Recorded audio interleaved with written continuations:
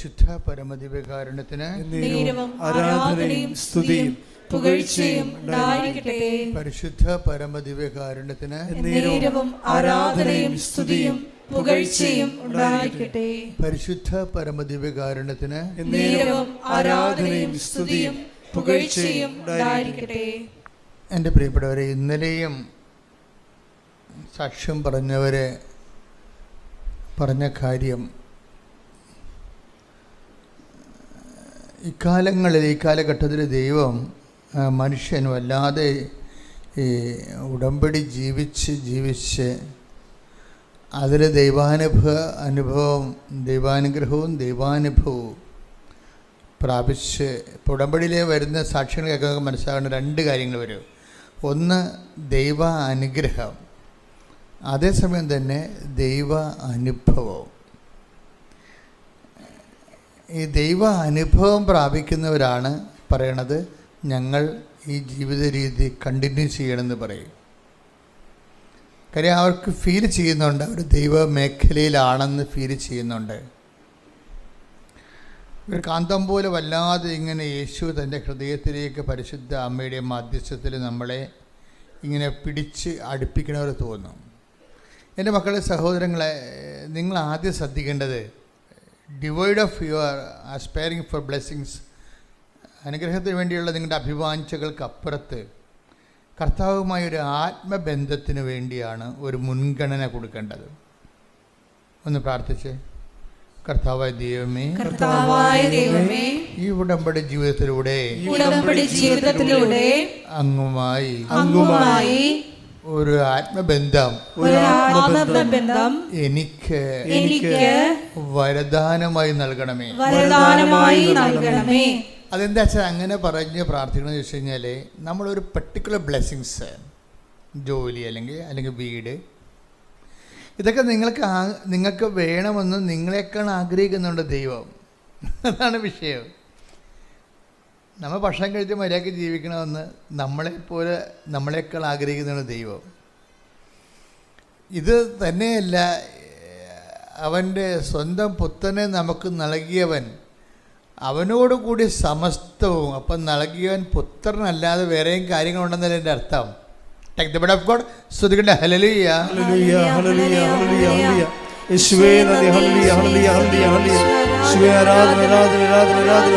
യേശുവേ നന്ദി. മഹത്വം, മഹത്വം, മഹത്വം, മഹത്വം. ഹല്ലേലൂയ.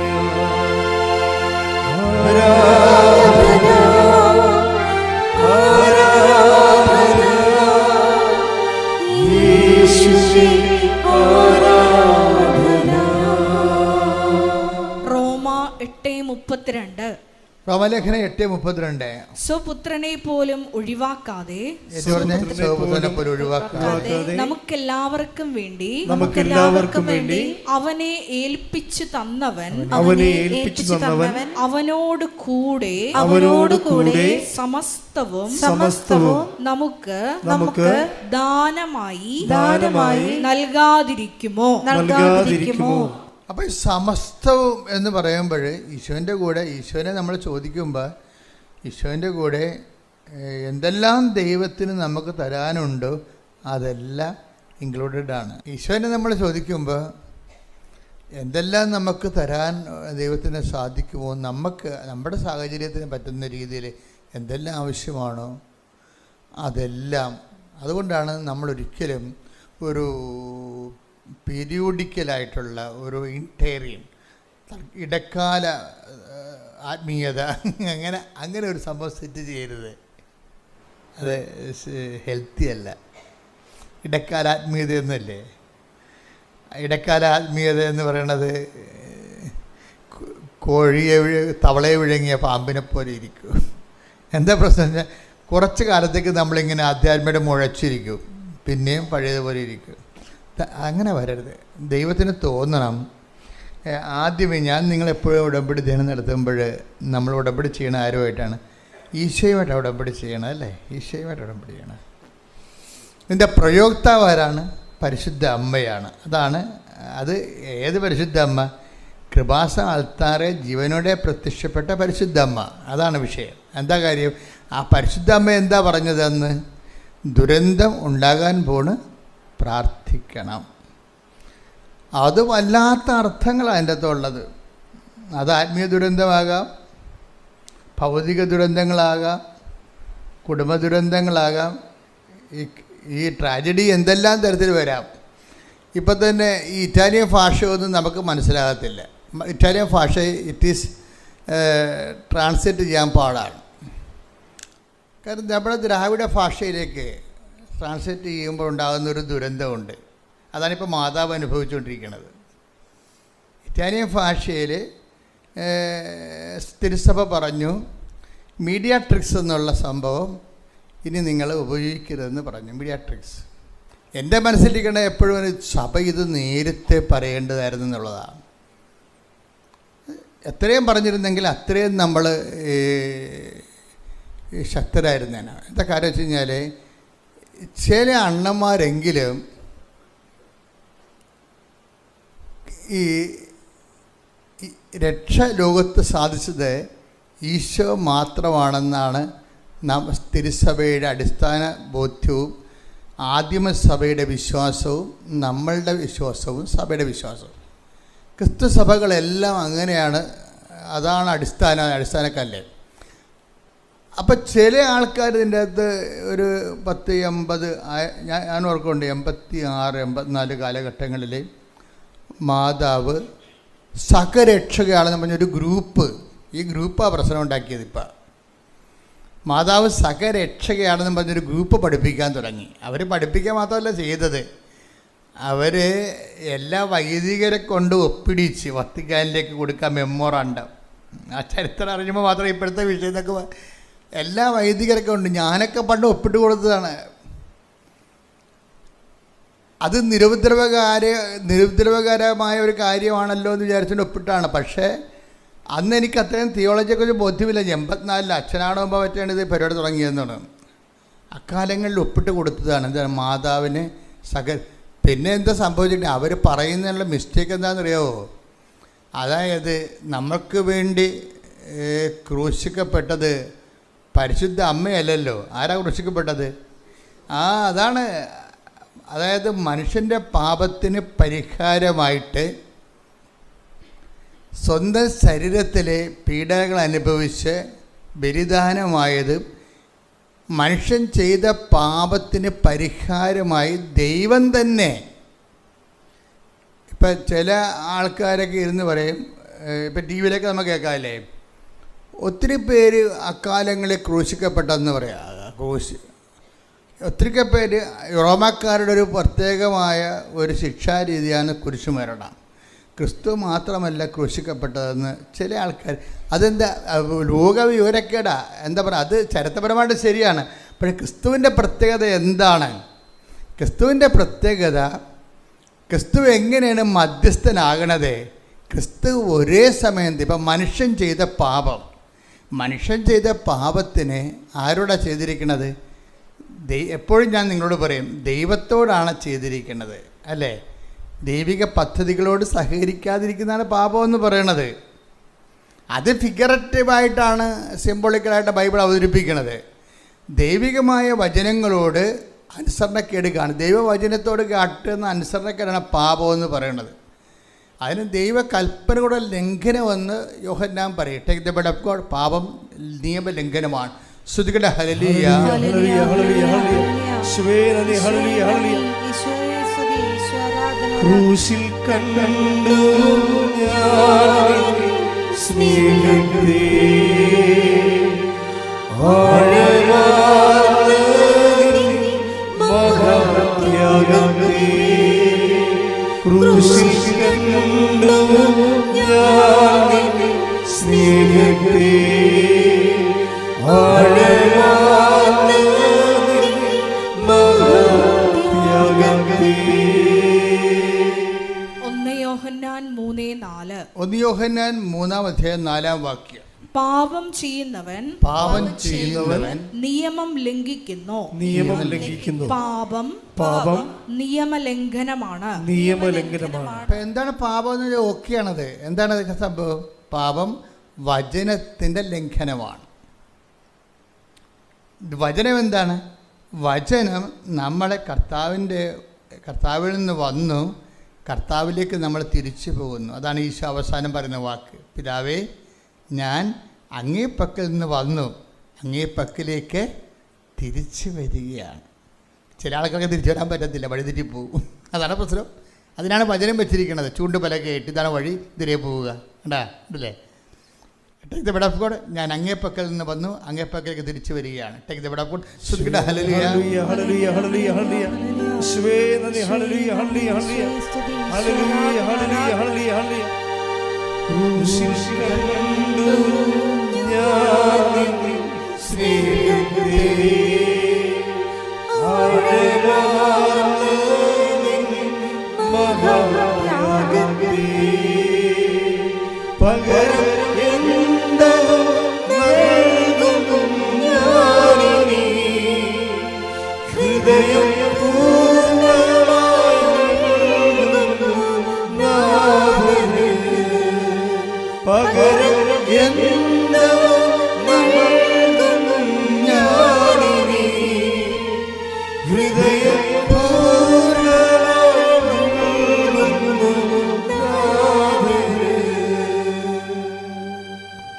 പരിശുദ്ധ പരമദിവ്യകാരുണ്യത്തിന് ആരാധനയും സ്തുതിയും പുകഴ്ചയും ഉണ്ടായിരിക്കട്ടെ. പലപ്പോഴും സംഭവിക്കുന്നത്, ക്രിസ്തു എങ്ങനെയാണ് തിരിച്ചു പോയത് കൃത്യമായി ദൈവത്തിൻ്റെ വചനപ്രകാരം ജീവിച്ച് ദൗത്യം പൂർത്തിയാക്കിയാൽ തിരിച്ചു പോകണം. അപ്പം അതുകൊണ്ട് തന്നെയാണ് എല്ലാവരും ദൈവഭവനത്തിൽ നിന്ന് വന്ന് ദൈവഭവനത്തിലേക്ക് തിരിച്ചു പോകണം. നമ്മൾ തിരിച്ചു പോക്ക് ഉറപ്പുവരുത്താനാണ് ഈ അനുതാപം വരണതേ. പിതാവേ, ഞാൻ അങ്ങേ പക്കൽ നിന്ന് വന്നു, അങ്ങേ പക്കലേക്ക് തിരിച്ചു വരികയാണ്. അങ്ങേ പക്കൽ നിന്ന് വരുന്നതിന് കുഴപ്പമില്ല, അത് നമ്മുടെ നടപടിയല്ല. Take the word of God, ഞാൻ അങ്ങേ പക്കൽ നിന്ന് വന്നു, അങ്ങേ പക്കലേക്ക് തിരിച്ചു വരികയാണ്. Take the word of God. Yohannan 16:28. Yohannan 16:28. ഞാൻ പിതാവിൽ നിന്ന് പുറപ്പെട്ട് ഞാൻ പിതാവിൽ നിന്ന് പുറപ്പെട്ട് ലോകത്തിലേക്ക് വന്നു. ഇപ്പോൾ വീണ്ടും ലോകം വിട്ട് പിതാവിന്റെ അടുത്തേക്ക് പോകുന്നു. ഇതാണ് സംഭവം. എത്ര? യോഹന്നാൻ 16:28. അപ്പോൾ എന്താ വിഷയം? പിതാവ് ഞാൻ അങ്ങേ പക്കൽ നിന്ന് വന്നു, അങ്ങേ പക്കലേക്ക് തിരിച്ചു വരികയാണ്. എന്താ പ്രശ്നം? അങ്ങേ പക്കൽ നിന്ന് വന്നു എന്ന് പറയണത് നമ്മൾ ആരെങ്കിലും മെമ്മോറാണ്ടം കൊടുത്തിട്ട് വന്നതാണോ? പിതാവ് ഞാൻ അങ്ങേ പക്കൽ നിന്ന് വന്നു, നമ്മൾ അങ്ങേ പക്കൽ നിന്ന് തന്നെ വന്നിരിക്കണത്. നമ്മൾ ആരെങ്കിലും അപേക്ഷ കൊടുത്തിട്ട് വന്നതാണോ? അല്ല. അത് ദൈവത്തിൻ്റെ നടപടിക്രമമാണ്, ദൈവത്തിൻ്റെ സ്നേഹത്തിൻ്റെ പ്രവൃത്തിയാണ്. നമുക്ക് ഈ ഭൂമിയിൽ ഒരു ജന്മം നൽകിയതും അതിലൂടെ കർത്താവിനെ അറിഞ്ഞ് ജീവിക്കാനും ഈ ഭൂമിയിൽ ദൈവത്തെ മഹത്വപ്പെടുത്തി മുന്നേറുവാനും ദൈവത്തിൻ്റെ കൃപയിൽ ഇത് പര്യവസാനിപ്പിക്കാനും ദൈവം നമുക്ക് നൽകുന്ന ഒരവസരമാണ്. ഇനി പ്രോബ്ലം വന്നിരിക്കുന്നത് എങ്ങനെയാണ്? ദൈവത്തിൻ്റെ അടുക്കിലേക്ക് വന്നുവെന്നുള്ളത് ദൈവത്തിൻ്റെ പ്രവൃത്തിയാണ്, അല്ലേ? അതിന് ഈ ജീവിതകാലം മുഴുവൻ നമ്മൾ നന്ദി പറയണം. പിന്നെ എന്താണ്? അങ്ങേ പക്കലേക്ക് തിരിച്ചു വരികയാണ്. അപ്പോഴാണ് പ്രശ്നം. ബ്രീഡിയ അങ്ങേ പക്കലേക്ക് തിരിച്ചു വരണത് ദൈവത്തിൻ്റെ പ്രവൃത്തിയല്ല. ഒരു കാന്തവും വെച്ചിട്ടില്ല നിന്നെ അങ്ങോട്ട് വലിച്ചെടുക്കാൻ വേണ്ടി. പക്ഷെ വഴികൾ പറഞ്ഞു തന്നിട്ടുണ്ട്, എങ്ങനെ വരണമെന്ന്, തിരിച്ചു വരണമെന്ന്. അതിനാണ് വചനം തന്നിരിക്കുന്നത്. നീ ഇടത്തോട്ട് വലത്തോട്ട് തിരിയാനുള്ള സാധ്യതയുണ്ട്. അത് ഇതൊക്കെ കണ്ടിട്ടേ വഴിതെറ്റിപ്പോകാൻ സാധ്യതയുണ്ട്. പച്ചപ്പ് കാണുമ്പോഴേ ആടങ്ങാട്ടി ഇങ്ങോട്ട് തെറ്റിയല്ല. അപ്പോൾ പിന്നിൽ നിന്ന് പറഞ്ഞു ഹേ എന്ന് സ്വരം കേൾക്കും, ഇതാണ് വഴി. യെശയ്യാ 30:21. നീ വലത്തോട്ടോ ഇടത്തോട്ടോ തിരിയുമ്പോൾ, തിരിച്ചു പോക്കിൻ്റെ ജീവിതത്തിലെ തീർത്ഥയാത്ര, സ്വർഗീയ ജെറുസലേമിലേക്കുള്ള യാത്രയിൽ നീ ഇടത്തോട്ട് വലത്തോട്ട് തിരിയാൻ സാധ്യതയുണ്ട്. അപ്പോഴേ നിന്റെ കാതുകൾ പിന്നിൽ നിന്ന് ഒരു സ്വരം ശ്രവിക്കും. അപ്പൊ വചനമാണത്. ഇതാണ് വഴി, ഇതിലേ പോവുക. അപ്പൊ ചില പ്രശ്നമുണ്ട്. അപ്പൊ ചിലർ പറയും ആ വഴി എനിക്ക് വേണ്ട, എനിക്ക് വേറെ എൻ്റെ വഴിയെന്ന് പറയും. എനിക്ക് എൻ്റെ വഴി, നോട്ട് ഡബിൾ ചെയ്യണമെങ്കിൽ അതൊരു വഴി. 10 പൈസ പെട്ടെന്ന് ഉണ്ടാക്കാൻ പറ്റിയ പരിപാടിയാണ് നോട്ട് ഇരട്ടിപ്പിക്കൽ. ടാക്സ് വെട്ടിക്കണമെങ്കിൽ അത് വഴി. എനിക്കൊരു വലിയ വീട് വെക്കണം, ബ്രാൻഡഡ് കാറ് വാങ്ങിക്കണം. അപ്പോൾ ഇടത്തോട്ടും വലത്തോട്ടും തിരിയാൻ നമുക്ക്.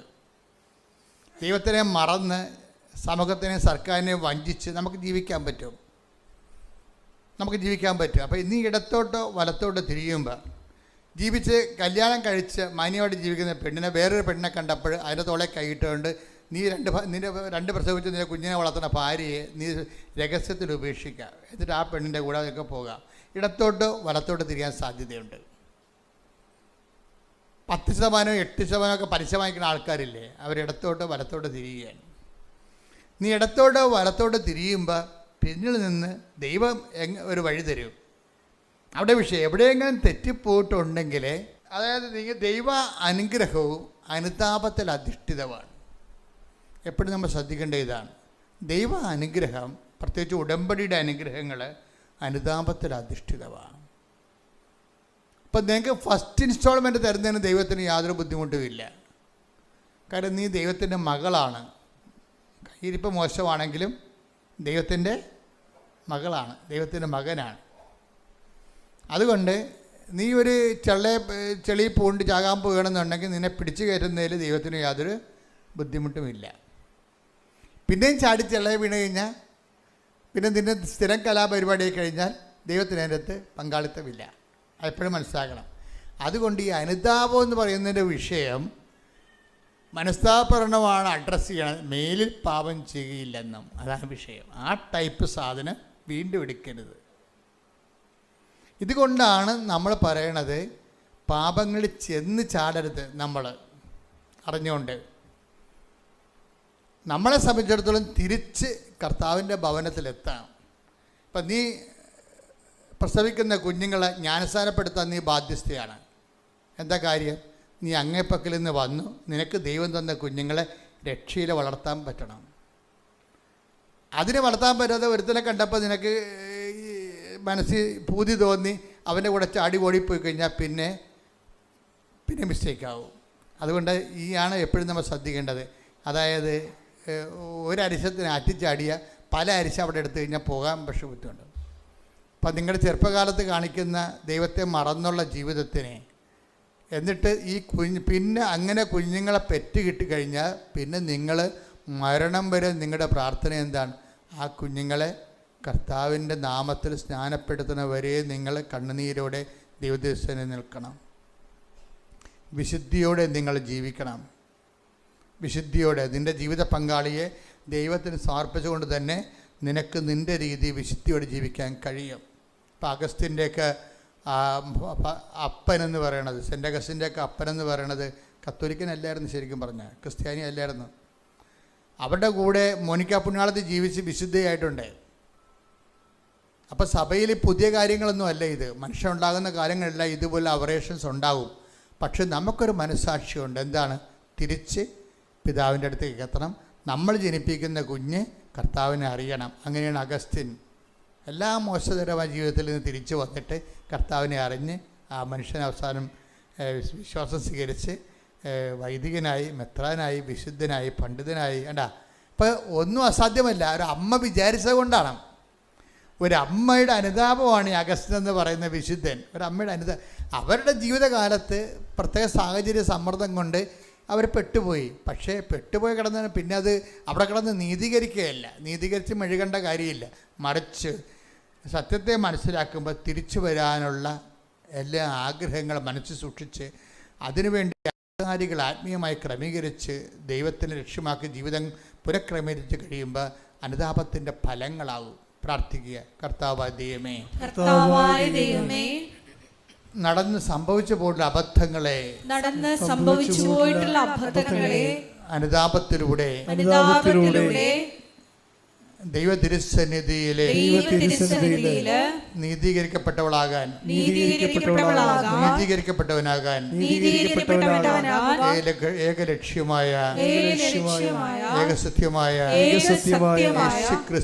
യേശുക്രിസ്തുവിലേക്ക് നടന്നെടുക്കുവാൻ തിരിച്ചു ചെല്ലുമ്പോൾ ദൈവ തിരുസന്നിധിയിലെ എത്തിച്ചേരുവാൻ എന്നെ സഹായിക്കണമേ. തിരിച്ച് ചെല്ലലെ ഉറപ്പ് വരുത്തുന്നതിന് വേണ്ടി ദൈവം ഈ ഭൂമിയിൽ വെച്ചിരിക്കുന്ന സംവിധാനമാണ് സഭയുടെ പ്രബോധന അധികാരം എന്ന് പറയുന്നത്. എന്തിനാണ് സഭയുടെ പ്രബോധന അധികാരം വെച്ചിരിക്കുന്നത്? സഭ ഓരോരോ കാലത്ത് സഭയ്ക്ക് നൽകിയിട്ടുള്ള അഴിക്കാനും ബന്ധിക്കാനുമുള്ള അധികാരം വെച്ചുകൊണ്ട് സഭ നമ്മുടെ തിരിച്ചു ചെല്ലല്, ദൈവത്തിലേക്ക് തിരിച്ചു ചെല്ലല് സുഗമമാക്കും. സഭ ചെയ്യുന്നത് സുഗമമാക്കുകയാണ്. എന്താ കാര്യം? എവിടെയെങ്കിലുമൊക്കെ ചില സമയത്ത് ചില തർക്കവിതർക്കങ്ങളൊക്കെ ഉണ്ടാകും. മാതാവിൻ്റെ കന്യത്വത്തെക്കുറിച്ചോ ദൈവമാതൃത്വത്തെക്കുറിച്ചോ അമലോത്ഭവത്തെക്കുറിച്ചോ ഓരോ കാലഘട്ടങ്ങളിലെ മനുഷ്യന്മാരുടെ എതിർ ചിന്തകളൊക്കെ വരും. അപ്പം ആ എതിർ ചിന്തകൾ വരുമ്പോൾ നമ്മുടെ യാത്രകളെ അത് ദുർഗമനം ചെയ്ത് അത് അതിൻ്റെ സ്പീഡ് കുറക്കും. അപ്പം സഭയാണ് ഈ തടസ്സങ്ങൾ മാറ്റുന്നത്. എന്ത് ചെയ്യും? സഭ പറയും ഇന്നതാണ് നമ്മൾ വിശ്വസിക്കേണ്ടത് എന്ന് പറയും. ഇന്നതാണ് വിശ്വസിക്കേണ്ടത്. ഇപ്പം സഭ ഇപ്പം എന്താ പറഞ്ഞിരിക്കുന്നത്? മീഡിയാട്രിക്സ് എന്ന് പറഞ്ഞു കഴിഞ്ഞാൽ രക്ഷാകര മാധ്യസ്ഥം. രണ്ട് തരം മാധ്യസ്ഥമുണ്ട്. മലയാളത്തിലെല്ലാം മാധ്യസ്ഥം എന്നാണ് പറയണമെങ്കിലും അപേക്ഷാ മാധ്യസ്ഥമുണ്ട്, പ്രാർത്ഥനാ മാധ്യസ്ഥമുണ്ട്, രക്ഷാകര ദൗത്യ മാധ്യസ്ഥമുണ്ട്. എന്ന് വെച്ചാൽ രക്ഷാകര ദൗത്യം എന്ന് പറഞ്ഞാൽ എന്താ? രക്ഷാകര ദൗത്യം മനുഷ്യൻ ചെയ്ത പാപത്തിന് പരിഹാരമായിട്ട് മനുഷ്യൻ ആരോടാണ് ചെയ്തത്? ദൈവത്തോടാണ് ചെയ്തത്. എന്താണ് ചെയ്തത്? ദൈവത്തിൻ്റെ വചനം ലംഘിക്കുകയാണ് ചെയ്തത്. ഇപ്പം ഉള്ളൊരു കുഴപ്പം ഇവിടെ വന്നിരിക്കുന്നത്, ഇപ്പം നിങ്ങൾ എന്നോട് പാപം ചെയ്താൽ തെറ്റ് ചെയ്ത് കഴിഞ്ഞാൽ ഞാൻ ക്ഷമിക്കും. പക്ഷേ ഒരു പ്രോബ്ലം എന്ന് വെച്ച് കഴിഞ്ഞാൽ നിങ്ങളെ ഇപ്പം ഞാൻ എപ്പോഴും നിങ്ങളോട് പറയുന്ന സിമ്പിൾ ഉദാഹരണമില്ലേ? എന്താ പറയണത്? നിങ്ങളൊരു കല്ല് പെറുക്കി ഒരു പട്ടി എറിയുന്നു.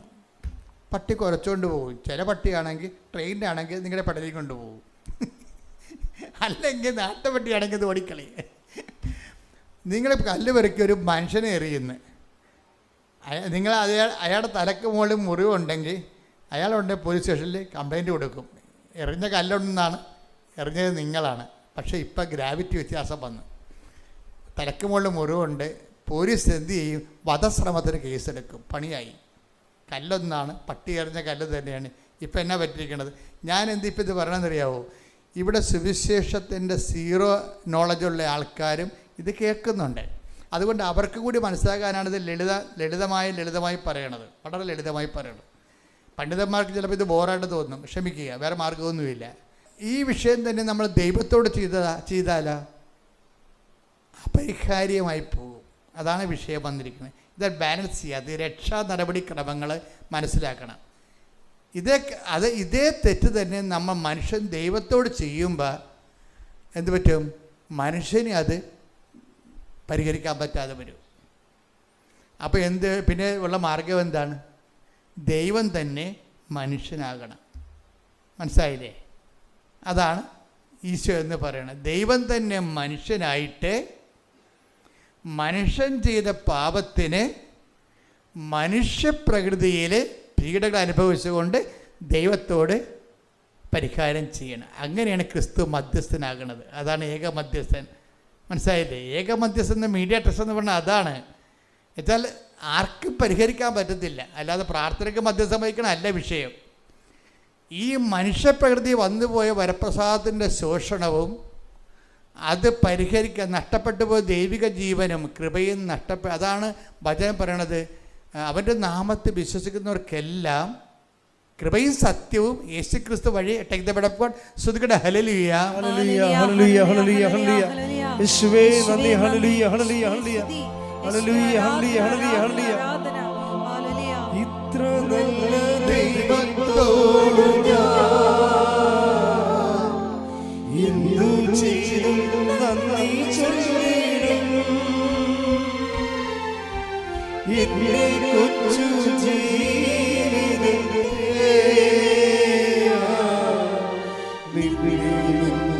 കാഴ്ചയില്ല. ഇത്ര നല്ല ദൈവത്തോടു എന്തു ചെയ്തു നന്ദി ചൊല്ലിടും. എന്റെ കൊച്ചു ജീവിതത്തെ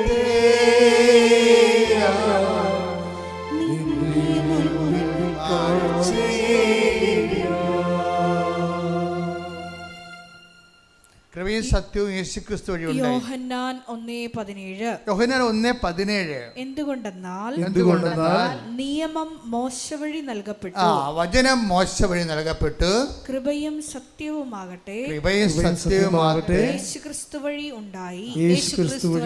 ഇപ്പൊ കൃപയെന്ന് പറഞ്ഞാൽ എന്താണ്? അപ്പായുടെ പ്രസാദമാ. ഈ അപ്പായുടെ പ്രസാദം എപ്പോഴുണ്ടായതാണ്? പാപത്തിന് റൈറ്റായിട്ടുള്ള നീതിനിഷ്ഠമായിട്ടുള്ള പരിഹാരം ദൈവത്തോട് മനുഷ്യൻ ചെയ്ത പാപത്തിന് മനുഷ്യന് പരിഹരിക്കാൻ പറ്റാത്തത് കൊണ്ട് ദൈവം തന്നെ മനുഷ്യനായി മനുഷ്യപ്രകൃതിയിൽ അവൻ്റെ മേലുള്ള ശിക്ഷ നമുക്ക് രക്ഷയായെന്ന് പറഞ്ഞു. Take the word of God. സ്തുതിക്കട്ടെ. ഹല്ലേലൂയ ഹല്ലേലൂയ ഹല്ലേലൂയ ഹല്ലേലൂയ ഹല്ലേലൂയ ഹല്ലേലൂയ. യേശുവേ നന്ദി. ഹല്ലേലൂയ ഹല്ലേലൂയ ഹല്ലേലൂയ. ഈശോയെ ആരാധന ആരാധന ആരാധന. ഇത്ര നല്ല ദൈവം കൈയടിച്ചോ. ഇന്നു ചെയ്യും നന്ദി ചൊല്ലിടും എന്റെ കൊച്ചു ജീവിതത്തെ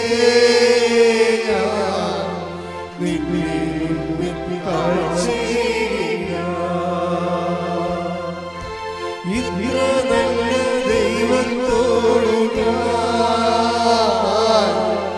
എന്തു ചെയ്തു നന്ദി ചൊല്ലിടും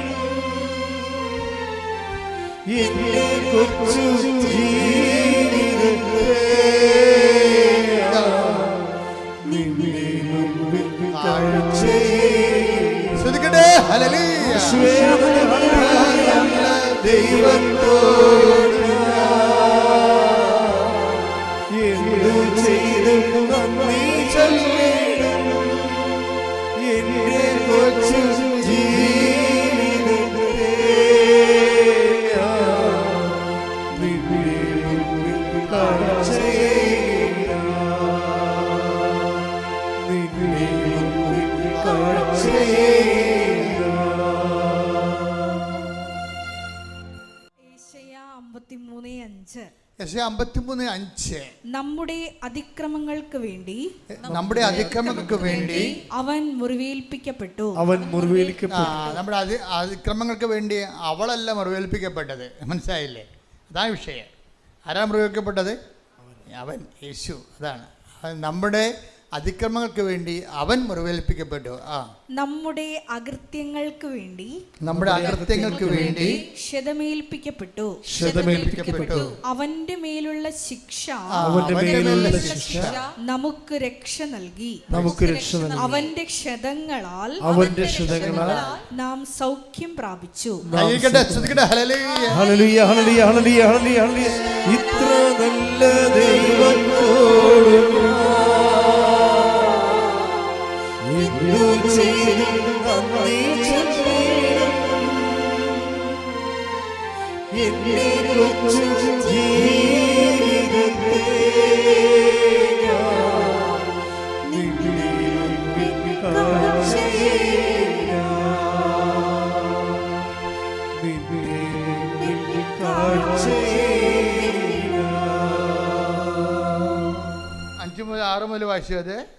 യെശയ്യാ 53:6 വരെ. കർത്താവിൻ്റെ ഈ വചനം കേൾക്കുമ്പോഴേ നമ്മുടെ കണ്ണ് നിറയണം. കാര്യം അത്ര വലിയ ദൈവിക പദ്ധതിയാണ്, രക്ഷാകര പദ്ധതിയാണ് ദൈവം ഈശോയിലൂടെ നിറവേറ്റുന്നത്. അതാണ് ആ രക്ഷകൻ ആരാണെന്ന് നമുക്ക് മനസ്സിലാകും. അവൻ്റെ മേലുള്ള ശിക്ഷയാണ് നമുക്ക് രക്ഷ നൽകിയത്. അവൻ നമുക്ക് പകരക്കാരനായി ക്രൂശിക്കപ്പെട്ടു. നമ്മുടെ പാപത്തിന് ശിക്ഷയായിട്ട് നമ്മളെ ക്രൂശിക്കപ്പെടുന്നതിന് പകരമാണ് അവൻ നമ്മുടെ പകരക്കാരനായി. നമ്മുടെ രോഗങ്ങളാവൻ ഏറ്റെടുത്തത്, ഭാരങ്ങൾക്ക് വേണ്ടി, പാപങ്ങൾക്ക് വേണ്ടി അവൻ പരിഹാരം ചെയ്തു. അത് നമ്മൾ ആവർത്തിച്ച് വായിച്ചു നോക്കിയത്. താഴേക്ക് വായിച്ച് നിങ്ങൾ ശ്രദ്ധിച്ചുകൊണ്ടിരിക്കട്ടെ. കർത്താവിൻ്റെ വലിയ അഭിഷേകം കൊണ്ടാണ് സമയം. 53:6 മുതൽ താഴേക്ക് വായിക്കുക. ആടുകളെ പോലെ നാം വഴിതെറ്റിപ്പോയി. ആടുകളെ പോലെ, ഞാൻ പറഞ്ഞില്ലേ നിങ്ങൾ ഇടത്തോട്ട് വലത്തോട്ട് തിരിയുമെന്ന്. അപ്പം ആടുകളല്ലേ ഇടത്തോട്ടും വലത്തോട്ടും തിരിയണത്. ഓരോരോ പച്ചപ്പ് കണ്ടും കടിച്ചു തിന്നാൻ വേണ്ടി അങ്ങോട്ട് അവരവരുടെ താല്പര്യ ഇംഗിതങ്ങൾക്ക് വേണ്ടി അങ്ങോട്ടും ഇങ്ങോട്ടും തിരിഞ്ഞ് ദൈവത്തിൻ്റെ കാൽപാദങ്ങളും വചനങ്ങളും ദൈവത്തിൻ്റെ പാതകളും നമ്മൾ അപഭ്രംശം സംഭവിച്ചു. അതാണ് ആടുകളെ പോലെ. നാം ഓരോരുത്തരും നാം ഓരോരുത്തരും സ്വന്തം വഴിക്ക് പോയി നമ്മുടെ അകൃത്യങ്ങൾ കർത്താവ് അവന്റെ മേൽ ചുമത്തി. കാര്യം നമ്മളെ അകൃത്യങ്ങൾ നമ്മുടെ മേൽ ചുമത്തിയിട്ട് കാര്യമില്ല. എന്താ പറയുന്നത്? കാര്യം നമ്മൾ ചെയ്തിരിക്കുന്നത് ആരോടാണ്? ദൈവത്തോടായത് കാരണം നമുക്കത് പരിഹരിക്കാൻ പറ്റത്തില്ല. അതാണ് ഞാൻ പറഞ്ഞതിൻ്റെ കാരണം. അതാണ് ഞാൻ ഉദ്ദേശിച്ചത്. കാര്യം നമ്മൾ ഒരു മൃഗത്തെ എറിയണതും ഒരു ഡിഗ്നിറ്ററിയനെ എറിയണതും തമ്മിൽ വ്യത്യാസമുണ്ട്. അത് പരിഹരിക്കാൻ പറ്റത്തില്ല. ശിക്ഷ അപാരമായിരിക്കും. അതുകൊണ്ട് പാപം നിയമലംഘനമാണെന്ന് പറയുമ്പോൾ പാപം വചനലംഘനമാണെന്ന് പറയുന്നത് എന്തുകൊണ്ടാണ്? പാപമാകുന്നത് തിരിച്ച് എത്താൻ നമ്മളെ തടസ്സപ്പെടും. അതാണ് വിഷയം. പിതാവ് ഞാൻ അങ്ങേപ്പക്കലിൽ നിന്ന് വന്നു, അങ്ങേപ്പക്കലേക്ക് തിരിച്ച് എത്താൻ പറ്റുന്നതിന് ദൈവം നമുക്ക് കറക്റ്റായിട്ടുള്ള വഴികൾ, വചനത്തിൻ്റെ വിളക്കുകളും വെച്ചിട്ടുണ്ട്. അതെല്ലാം മനസ്സിലാക്കിയിട്ട് പോലും നമ്മൾ അംഗീകരിക്കാതെ നമ്മുടെ സ്വന്തം വഴികൾക്ക് പോയി. ഈ സ്വന്തം അതാണ് വായിച്ചമാർക്ക് ആടുകളെ പോലെ നാം വഴിതെറ്റിപ്പോയി. നാം ഓരോരുത്തരും സ്വന്തം വഴിക്ക് പോയി. നമ്മുടെ അകൃത്യങ്ങൾ കർത്താവ് അവന്റെ മേൽ ചുമത്തി. അവൻ്റെ മേൽ, അവളുടെ മേലല്ല ചുമത്തിയത്, അതാണ് ദൈവികമായ പദ്ധതിയാണ്. മനുഷ്യൻ ചെയ്ത പാപത്തിൻ്റെ പരിഹാരമായിട്ട് യേശു മനുഷ്യൻ്റെ പ്രകൃതി സ്വീകരിച്ചുകൊണ്ട് ആ പ്രകൃതിയിൽ ശിക്ഷ വാങ്ങിച്ചുകൊണ്ട് അതാണ് ദൈവത്തോട് സമാനതയുള്ള അത് പരിഗണിക്കാതെ ദാസനായി മരണത്തോളം കുരിശു മരണത്തോളം തന്നെ താഴ്ത്തിയെന്ന് പൗലോസ് പറഞ്ഞ അങ്ങനെയാണ്. ഇപ്പോൾ ക്രിസ്തുവിലൂടെ എടുത്ത രക്ഷ, ആ രക്ഷയ്ക്ക് വേണ്ടി എടുത്ത മനുഷ്യാവതാര രക്ഷാകരമായ പ്രക്രിയകളെ അതാണ് ദുഃഖ വെള്ളിയാഴ്ചകളൊക്കെ നമ്മൾ ആചരിക്കുകയും ആരാധിക്കുകയൊക്കെ ചെയ്യണത്. അപ്പം അതാണ് ആരാധന എന്ന് പറയണത്. അത് ദൈവികമായ ദൈവത്തിൻ്റെ തനി സാന്നിധ്യത്തിനാണ് നമ്മൾ ആരാധന കൊടുക്കുന്നത്. ലാട്രിയ എന്നൊക്കെ പറയും. അത് ദൈവശാസ്ത്ര ഭാഷയാണ്. പരിശുദ്ധ അമ്മയ്ക്ക് നമ്മൾ കൊടുക്കുന്ന ഹൈപ്പർധൂളിയ എന്ന് വെച്ച് കഴിഞ്ഞാൽ അതിതീഷ്ണ വണക്കം. അത് ആർക്കും കൊടുക്കണില്ല. മിസ്റ്റർ സെബസ്ത്യാനോസിനോ ഔസേപ്പിതാവിന് പോലും കൊടുക്കണില്ല. പരിശുദ്ധ അമ്മയ്ക്ക് സഭ കൊടുക്കുന്നത് ഹൈപ്പർധൂലിയ എന്ന് വെച്ചാൽ ഈശോ കഴിഞ്ഞാൽ പിന്നെയുള്ള ഏറ്റവും വലിയ ആരാധനയല്ല, അതിതീഷ്ണ വണക്കം. കൃപാസനത്തിൽ എന്തെല്ലാം തരത്തിലും മാതാവിനെ അതിതീഷ്ണമായി വണങ്ങണത് ദൈവഹിതമാണ്. അതുകൊണ്ട് നമ്മളെന്ത് ചെയ്യും? മാതാവിൻ്റെ തിരുസ്വരൂപം വഹിച്ചുകൊണ്ട് കിലോമീറ്റർ വെയിലത്തൂടെ പോകും. അതിതീഷ്ണ വണക്കമാണ്. എങ്ങനെ പിന്നെ? അതല്ലേ മഴവില്ലുമായി അമ്മ നമ്മുടെ കൂടെ വരണത്. നിങ്ങൾ കണ്ടില്ലേ റാലിക്ക് മഴവില്ല് തെളിഞ്ഞത്? എവിടെയെല്ലാം ഉടമ്പടിയുണ്ടോ അവിടെയെല്ലാം ആ മഴവില്ലിൻ്റെ അടയാളങ്ങൾ. അമ്മയുടെ ഏറ്റവും വലിയ രസമെന്ന് പറയണത് അടയാളങ്ങൾ ഇതുപോലെ ദൈവം അമ്മയ്ക്ക് പ്രത്യേക അധികാരം കൊടുത്തിരിക്കുകയാണ്. എന്താണ്? മനുഷ്യന്മാരുടെ കാര്യത്തിൽ ലളിതമായി ഇടപെടാൻ ഏറ്റവും ആധ്യാത്മിക വിദ്യാഭ്യാസം കുറവുള്ളവന് പോലും മാതാവിൻ്റെ സാന്നിധ്യം ഫീൽ ചെയ്യും. കാര്യം മാതാവ് ദൈവത്തിൻ്റെ പദ്ധതിയാണ്. അതുകൊണ്ടാണ് ഇപ്പം ഞാൻ ഫ്രാൻസിൽ ലൂർദ് പള്ളിയിൽ ചെല്ലുമ്പോഴുണ്ട് അതിതീഷ്ണമായ നാർദിൻ സുഗന്ധമാണ് നിറഞ്ഞു നിൽക്കുന്നത്. ഓരോ പള്ളിയിൽ നിന്ന് 3 പള്ളി ഒറ്റ നില 3 പള്ളിയാണ്. ആ 3 പള്ളിയിലും മാറി മാറി കയറുമ്പോഴൊക്കെ എല്ലാം അപ്പം ഞാൻ എൻ്റെ കൂടെയുള്ളവർ പറയും അതിതീഷ്ണമായ നാർദിൻ, പുരാതന നാർദിൻ സുഗന്ധത്തിൻ്റെ ഗന്ധമെന്ന് പറയും. അപ്പം ആത്മാവ് പറയും അമ്മയുടെ സാന്നിധ്യം നിന്നെ ബോധ്യപ്പെടുത്തുകയെന്ന് പറയും. അപ്പോൾ എനിക്ക് അതറിയണം. അപ്പോൾ ദൈവം എന്നോട് സംസാരിക്കുന്നത് എനിക്ക് 100 അനുഭവങ്ങളുണ്ട്. അപ്പോൾ ഞാൻ മുറി ചെന്നിട്ട് പറഞ്ഞ് എന്താണ് ലൂർദ് പള്ളി സംഭവിച്ചതെന്ന് ചോദിക്കുമ്പോൾ ഉടനെ ഓപ്പൺ ചെയ്യും. 12:3 കാണിക്കും. 12:3 യോഹന്നാൻ്റെ സുവിശേഷം. മറിയം ഒരു കുപ്പി ആദ്യം സുഗന്ധ തൈലം എടുത്തുകൊണ്ട് അവൻ്റെ പാദങ്ങളിൽ പൂശിയെന്ന്. അപ്പം ഇങ്ങനെ സ്വകാര്യ ബോധ്യങ്ങൾ കിട്ടുന്ന ഒരു 10,000-കണക്കിന് അനുഭവങ്ങളുടെ ആകത്തുകയാണ് ശരിക്കും പറഞ്ഞാൽ എന്നെ പലപ്പോഴും ദൈവം നിങ്ങളുടെ പക്ഷത്താണ്. നിങ്ങളുടെ ഈ കണ്ണീരിൻ്റെ കാലത്ത് അമ്മ നിങ്ങളുടെ കൂടെ വരും. എന്ന് നിങ്ങളോ ഞാൻ ഉത്ബോധിപ്പിക്കുന്നത് ഈ സ്വകാര്യ അനുഭവങ്ങൾ മാത്രമല്ല. കാനായിലെ കല്യാണത്തിലെ അമ്മയെ എടുത്ത് മാറ്റിക്കഴിഞ്ഞാൽ ആ കുടുംബം എന്തു ചെയ്യും? വായ്പ മേടിച്ച് ആ കാര്യം അഡ്ജസ്റ്റ് ചെയ്യും, അല്ലെങ്കിൽ നാണം കെട്ട് പിരിയും.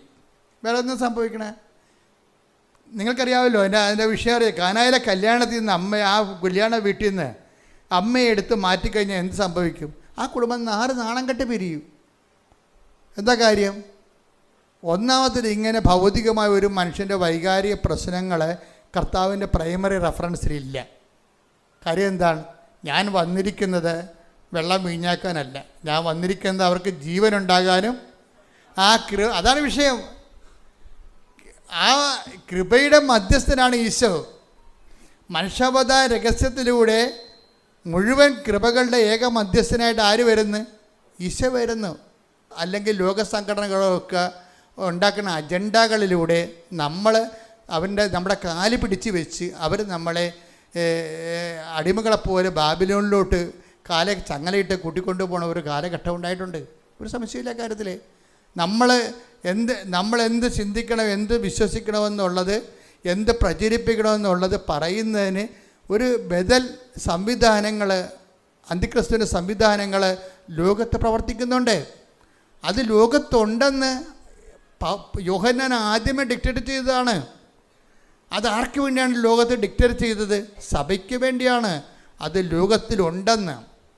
ചില സമയത്ത് അത് പ്രബലപ്പെടും. കാര്യം നമ്മുടെ നാക്കിൽ കയറിയിരുന്നുകൊണ്ട് വേറെ ആൾക്കാർ സംസാരിക്കാൻ അനുവദിക്കരുത്. ശ്രദ്ധിക്കട്ടെ. ഹല്ലേലൂയ.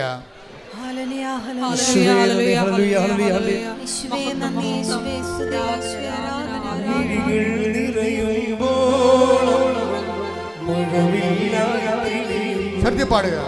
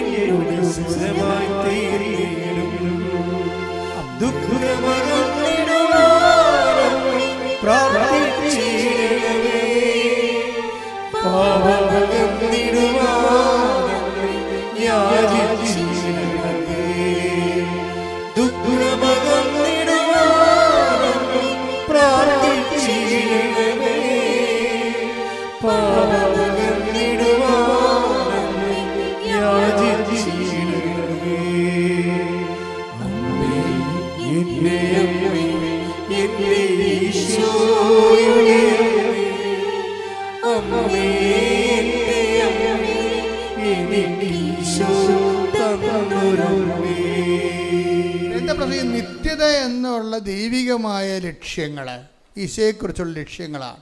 ഈശോ എന്താ പറയണത്? അവൻ്റെ നാമത്തിൽ വിശ്വസിക്കുന്നവർക്കെല്ലാം കൃപയ്ക്ക് മേൽ കൃപ ലഭിച്ചിരിക്കുന്നു.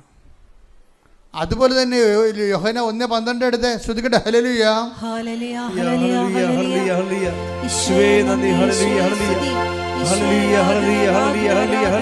യോഹന്നാൻ 1:12 തന്നെ സ്വീകരിച്ചവർക്കെല്ലാം തന്റെ നാമത്തിൽ വിശ്വസിക്കുന്നവർക്കെല്ലാം ദൈവമക്കളാകാൻ അവൻ കഴിവ് നൽകി. ഈ കഴിവാണ് കൃപയെന്ന് പറയുന്നത്. അതുകൊണ്ടാണ് 16 വായിച്ചേ.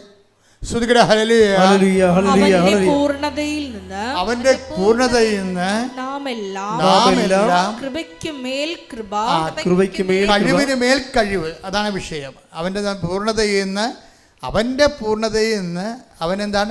അവൻ പാപത്തിന് പരിഹാരമായി, പാപത്തിന് സ്വന്തം ശരീരത്തിൽ ശിക്ഷ വാങ്ങിച്ച്, മനുഷ്യൻ ദൈവത്തോട് ചെയ്ത പാപത്തിന് പരിഹാരം ചെയ്യാൻ മനുഷ്യന് കഴിയാതെ വന്നതുകൊണ്ട്, മനുഷ്യൻ അതിന് കോമ്പറ്റൻ്റ് ആയിട്ടുള്ള ഒരു പാർട്ട്ണർ അല്ലാത്തത് കൊണ്ടും ദൈവം തന്നെ യേശുക്രിസ്തുവിൽ മനുഷ്യാവതാരം സ്വീകരിക്കുമ്പോഴാണ് അവൻ ഏക മധ്യസ്ഥനായി മാറുന്നത്. അവൻ ആ മനുഷ്യാവതാരത്തിലൂടെയും അവൻ്റെ പാപത്തിന് പരിഹാരമായി അവൻ ഏറ്റെടുത്ത പീഡാസഹനങ്ങളിലൂടെയും അവൻ നേടിയെടുത്ത വരപ്രസാദത്തിൻ്റെ പൂർണ്ണതയെന്നാണ് പറയുന്നത്. അതാണ് അവൻ്റെ പൂർണ്ണതയിൽ നിന്ന് നാം എല്ലാം കൃപയ്ക്ക് മേൽ കൃപ സ്വീകരിച്ചിരിക്കുന്നു. അവൻ്റെ പൂർണ്ണതയിൽ നിന്ന് നാം എല്ലാം കൃപയ്ക്ക് മേൽ കൃപ സ്വീകരിക്കുമ്പോൾ കൃപാവരങ്ങളുടെ പൂർണ്ണത ആരാണ്? അവനാണ്. കൈയടിക്കട്ടെ, ശ്രദ്ധിക്കട്ടെ. ഹല്ലേലൂയ. ഹല്ലേലൂയ ഹല്ലേലൂയ ഹല്ലേലൂയ ഹല്ലേലൂയ ഹല്ലേലൂയ. യേശുവേ നന്ദി. ഹല്ലേലൂയ. കൃപയാലേ കൃപയാലേ കൃപയാലേ അനുദിനവും കൃപയാലേ കൃപയാലേ കൃപയാലേ അനുദിനവും. പരിശുദ്ധ പരമദിവ്യകാരുണ്യത്തിന് ആരാധനയും സ്തുതിയും പുകഴ്ചയും ഉണ്ടായിരിക്കട്ടെ. കൃപാവരങ്ങളുടെ പൂർണ്ണതയാണ്. അവൻ കൃപയുടെ ഒരു സമുദ്രമാണ്, അതിൻ്റെ കൃപയുടെ ഒരു തടാകമാണ്. ഈ കൃപയുടെ തടാകങ്ങളിൽ നിന്നാണ് പിന്നെ വലിയ നദികൾ വരണത്. അതിന് ഏറ്റവും വലിയ നദി ആരാണ്? പരിശുദ്ധ അമ്മയാണ്. കൃപയുടെ തടാകം ആരാണ്? പാപത്തിന് പരിഹാരം ചെയ്തതും പിതാവിൻ്റെ മനസ്സിനെ പ്രസാദിപ്പിക്കുമ്പോഴാണ് പ്രസാദം കൃപയുണ്ടാകണത്. പിതാവിൻ്റെ മനസ്സിനെ പ്രസാദിപ്പിക്കുക. 18:12 എടുത്ത് 12:18 മത്തായിയുടെ സുവിശേഷം. ശ്രദ്ധിക്കട്ടെ. ഹല്ലേലൂയ ഹല്ലേലൂയ ഹല്ലേലൂയ ഹല്ലേലൂയ. യേശുവേ നന്ദി. ഹല്ലേലൂയ ഹല്ലേലൂയ ഹല്ലേലൂയ. യേശുവേ ആരാധന ആരാധന ആരാധന. യേശുവേ നന്ദി മഹത്വം. മത്തായി 12:18. മത്തായി 12:18. ഇതാ ഞാൻ തിരഞ്ഞെടുത്ത എൻ്റെ ദാസൻ. അതാണ് വിഷയം. ദാസൻ, ദാസിയല്ല. ഇതാ ഞാൻ. ഈ വിഷയത്തിന് വേണ്ടി ദൈവപിതാവ് ഒരാളെ മാത്രമേ തിരഞ്ഞെടുത്തുള്ളൂ. അതാണ് ഏക രക്ഷകൻ എന്ന് പറയണത്. നമ്മൾ പല രക്ഷകന്മാരെ തിരഞ്ഞെടുത്തിട്ടില്ല. ഇതാ ഞാൻ തിരഞ്ഞെടുത്ത എൻ്റെ ദാസൻ, എൻ്റെ ദാസൻ, എൻ്റെ ആത്മാവ് പ്രസാദിച്ച. എൻ്റെ ആത്മാവ് പ്രസാദിച്ച. ആ പ്രസാദമാണ് കൃപയെന്ന് പറയണം. മനസ്സിലായില്ലേ? എൻ്റെ ആത്മാവ് പ്രസാദിച്ച എൻ്റെ പ്രിയപ്പെട്ടവൻ, എൻ്റെ പ്രിയപ്പെട്ടവൻ. ഞാൻ അവൻ്റെ മേൽ എൻ്റെ ആത്മാവിനെ അയക്കും. എൻ്റെ ആത്മാവിനെ അയക്കും. അടുത്ത വായിച്ച്. അവൻ വിജാതീയരെ ന്യായവിധി അറിയിക്കും. അവൻ തർക്കിക്കുകയോ ബഹളം കൂട്ടുകയോ ഇല്ല. തെരുവീതികളിൽ അവന്റെ ശബ്ദം ആരും കേൾക്കുകയില്ല. ഇതാരാണ് വിഷയം? തെരുവീതികൾ അവന്റെ സ്വരം ആരും കേൾക്കത്തില്ലെന്ന് പറഞ്ഞാൽ എന്താണ്? അവനാണ് ദൈവം പാപത്തിന് പരിഹാരമായി നിശ്ചയിച്ച, പ്രതികരിക്കാത്ത. നമ്മളൊക്കെ ഒരു പനി വരുമ്പോഴും ഒരു ഉടമ്പടിയിൽ ഒരു ജപ്തി ഒരു വിസ പ്രോസസ് നടന്നില്ലെങ്കിൽ നമ്മൾ പ്രതികരിക്കും ഉടനെ. ഞാൻ ഉടമ്പടി എടുത്താണല്ല, എൻ്റെ പച്ചത്തിരി 2 കത്തിച്ചല്ല, നീലത്തിരി 3 കത്തിച്ചല്ല എന്ന് പറഞ്ഞ് ദൈവത്തിൻ്റെ അടുത്ത് കലഹത്തിന് ചെല്ലും. ഈ ദൈവത്തിൻ്റെ അടുത്ത് കലഹത്തിന് ചെല്ലുന്ന ആൾക്കാർ ഓർക്കുക, നിങ്ങളുടെ കാര്യത്തിൽ തീരുമാനമായിട്ടുണ്ട്. കാര്യം എന്താണ്? ദൈവം ഈ സാധനം അക്സെപ്റ്റ് ചെയ്യുന്നില്ല. അതാണ് വിഷയം. നമുക്കൊരിക്കലും അതാണ്. അത് വായിച്ച് താഴേക്ക് വായിച്ച്. നീതിയെ വിജയത്തിൽ അവൻ വിജാതീയരെ ന്യായവിധി അറിയിക്കും. അവൻ തർക്കിക്കുകയോ ബഹളം കൂട്ടുകയോ ഇല്ല. തെരുവീതികളിൽ അവന്റെ സ്വരം ആരും കേൾക്കുകയില്ല. ആരും കേൾക്കത്തില്ലെന്ന് വെച്ചാൽ ദൈവത്തിനെതിരെ മല്ലടിക്കത്തില്ലെന്ന്. അവർ ഒരു പനി വന്നാൽ ആ പനി 2 ദിവസം നിന്നാൽ ഞാൻ ഉടമ്പടി എടുത്തതാണല്ല, ഞാൻ ഉപവസിച്ചതാണല്ല, ഞാൻ പത്രമെല്ലാം വീട്ടിൽ കൊടുത്തതാണല്ല എന്നും പറഞ്ഞ് തെരുവീതി വഴി നിന്ന് ആരും സംസാരിക്കത്തില്ലെന്ന്. തെരുവീതികളിൽ അവൻ ആരാണ്? ആള്. കൈയടിക്കട്ടെ, ശ്രദ്ധിക്കട്ടെ. ഹല്ലേലൂയ. ഇത്ര നല്ല ദൈവത്തോട് ഞാൻ. ശ്രദ്ധിക്കട്ടെ. ഹല്ലേലൂയ. ഇത്ര നല്ല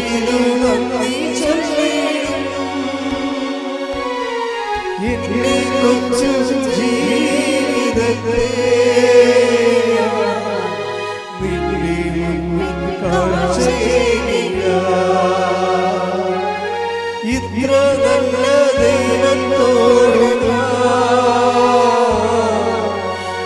എന്തു ചെയ്തും നന്ദി ചൊല്ലിടുന്നു. എന്റെ കൊച്ചു ജീവിതത്തെ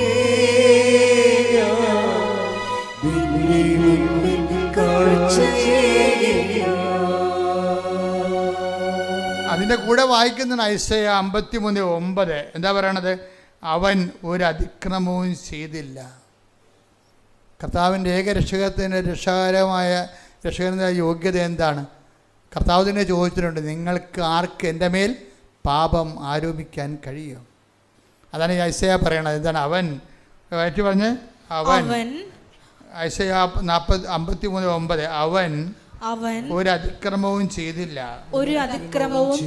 അവന്റെ വായിൽ നിന്ന് വഞ്ചന പുറപ്പെട്ടില്ല.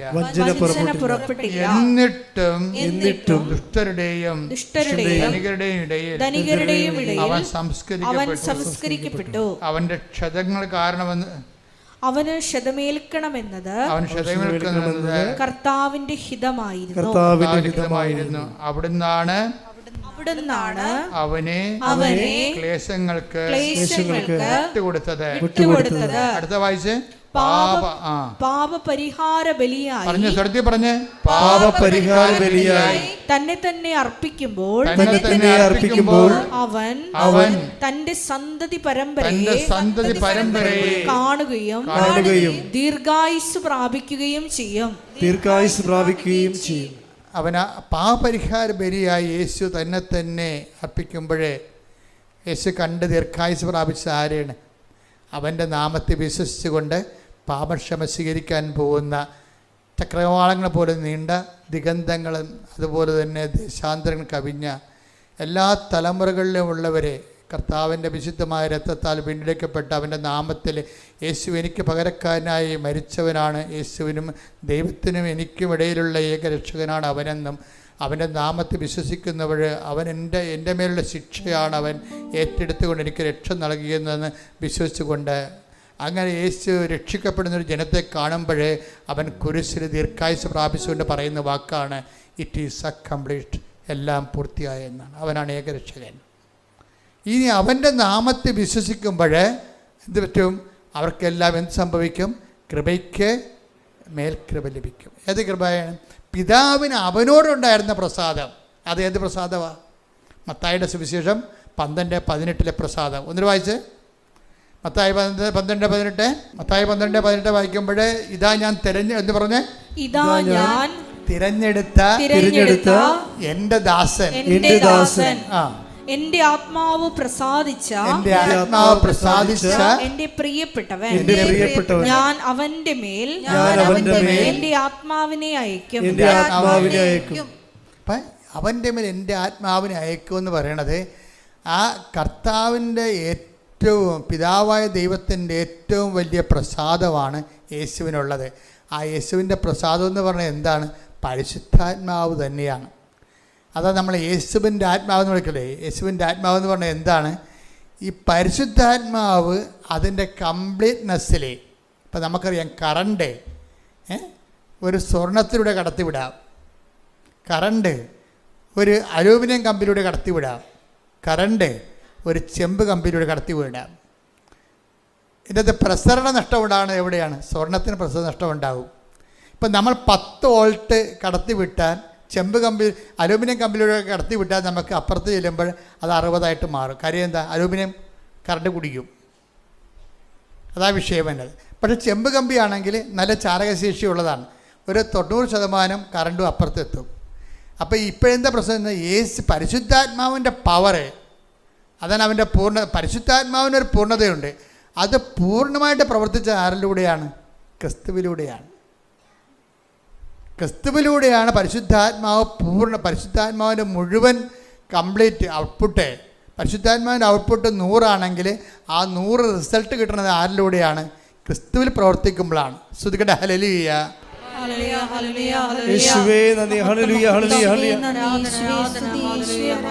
അതാണ് നമ്മൾ ക്രിസ്തുവിൻ്റെ ആത്മാവ് എന്ന് പറയുന്നത്. കർത്താവിൻ്റെ ആത്മാവെന്നൊക്കെ പറയത്തില്ലേ? ക്രിസ്തുവിൻ്റെ ആത്മാവെന്ന് പറയും. ക്രിസ്തുവിൽ പ്രവർത്തിച്ച് 100% റിസൾട്ട് ഉണ്ടാക്കിയ പരിശുദ്ധാത്മാവ്. ആ പരിശുദ്ധാത്മാവാണ് കൃപയുടെ സോഴ്സ് എന്ന് പറയണത്. കർത്താവിൻ്റെ യേശു കൃപയെന്ന് പറയുന്നത് എന്താണ്? യേശുവിൽ വസിച്ച് യേശുവിൻ്റെ പീഡാനുഭവത്തിൽ പ്രസാദിച്ച പിതാവ് അവനും നൽകിയ പ്രസാദം അതെന്താണ്? പരിശുദ്ധാത്മാവിൻ്റെ ഫുൾ സിംഗായി ആ പുത്രനിൽ വിളങ്ങി നിൽക്കുന്നു. അപ്പോൾ അവൻ്റെ നാമത്തിൽ വിശ്വസിക്കുന്നവർക്കെല്ലാം കൃപയ്ക്ക് മേൽ കൃപ ലഭിച്ചിരിക്കുന്നു. ഇനി അവൻ്റെ നാമത്തിൽ ആരെല്ലാം വിശ്വസിച്ച്? ആദ്യം വിശ്വസിച്ചത് ആരാണ്? അമ്മയാണ് വിശ്വസിച്ചത്. അവൻ്റെ നാമത്തിൽ ആദ്യം വിശ്വസിച്ചത് ആരാണ്? അമ്മയാണ് വിശ്വസിച്ചത്. എങ്ങനെ വിശ്വസിച്ചതാണ്? നീ ഗർഭം ധരിച്ച പുത്രനെ പ്രസവിക്കുമെന്ന് പറയുമ്പോൾ അമ്മ പറഞ്ഞു, ഇതാ കർത്താവിൻ്റെ ദാസി എന്ന് പറയണേ. ഇതാ മറ്റൊരു കർത്താവ് എന്നല്ല പറഞ്ഞത്, ഇതാ കർത്താവിൻ്റെ ദാസി, അങ്ങേ വചനം പോലെ എന്നിൽ നിറവേറട്ടെ. അതാണ് ഫസ്റ്റായിട്ട് ക്രിസ്തുവിൽ വിശ്വസിച്ചത് ആരാണ്? അമ്മ. അപ്പം ഫസ്റ്റായിട്ട് അമ്മ ക്രിസ്തുവിൽ വിശ്വസിക്കുക വന്ന് ദൈവത്തിന് അറിയാവുന്നത് കൊണ്ട് ക്രിസ്തു നേടിയെടുക്കാനിരുന്ന കൃപ ആദ്യമേ അമ്മയ്ക്ക് ഈശോ കൊടുക്കും അഡ്വാൻസായിട്ട്. അതാണ് hail Mary full of grace, കൃപ നിറഞ്ഞവളെ സ്വസ്തി. ആ കൃപ അതാണ് ക്രിസ്തു വഴി നേടിയെടുക്കാനിരുന്ന കൃപയുടെ ആദ്യ പങ്കാളിയാണ് അമ്മ. കൈയടിക്കട്ടെ, ശ്രദ്ധിക്കട്ടെ. ഹല്ലേലൂയ. ഹല്ലേലൂയ, ഹല്ലേലൂയ, ഹല്ലേലൂയ, ഹല്ലേലൂയ. യേശുവേ നന്ദി. ഹല്ലേലൂയ, ഹല്ലേലൂയ, ഹല്ലേലൂയ.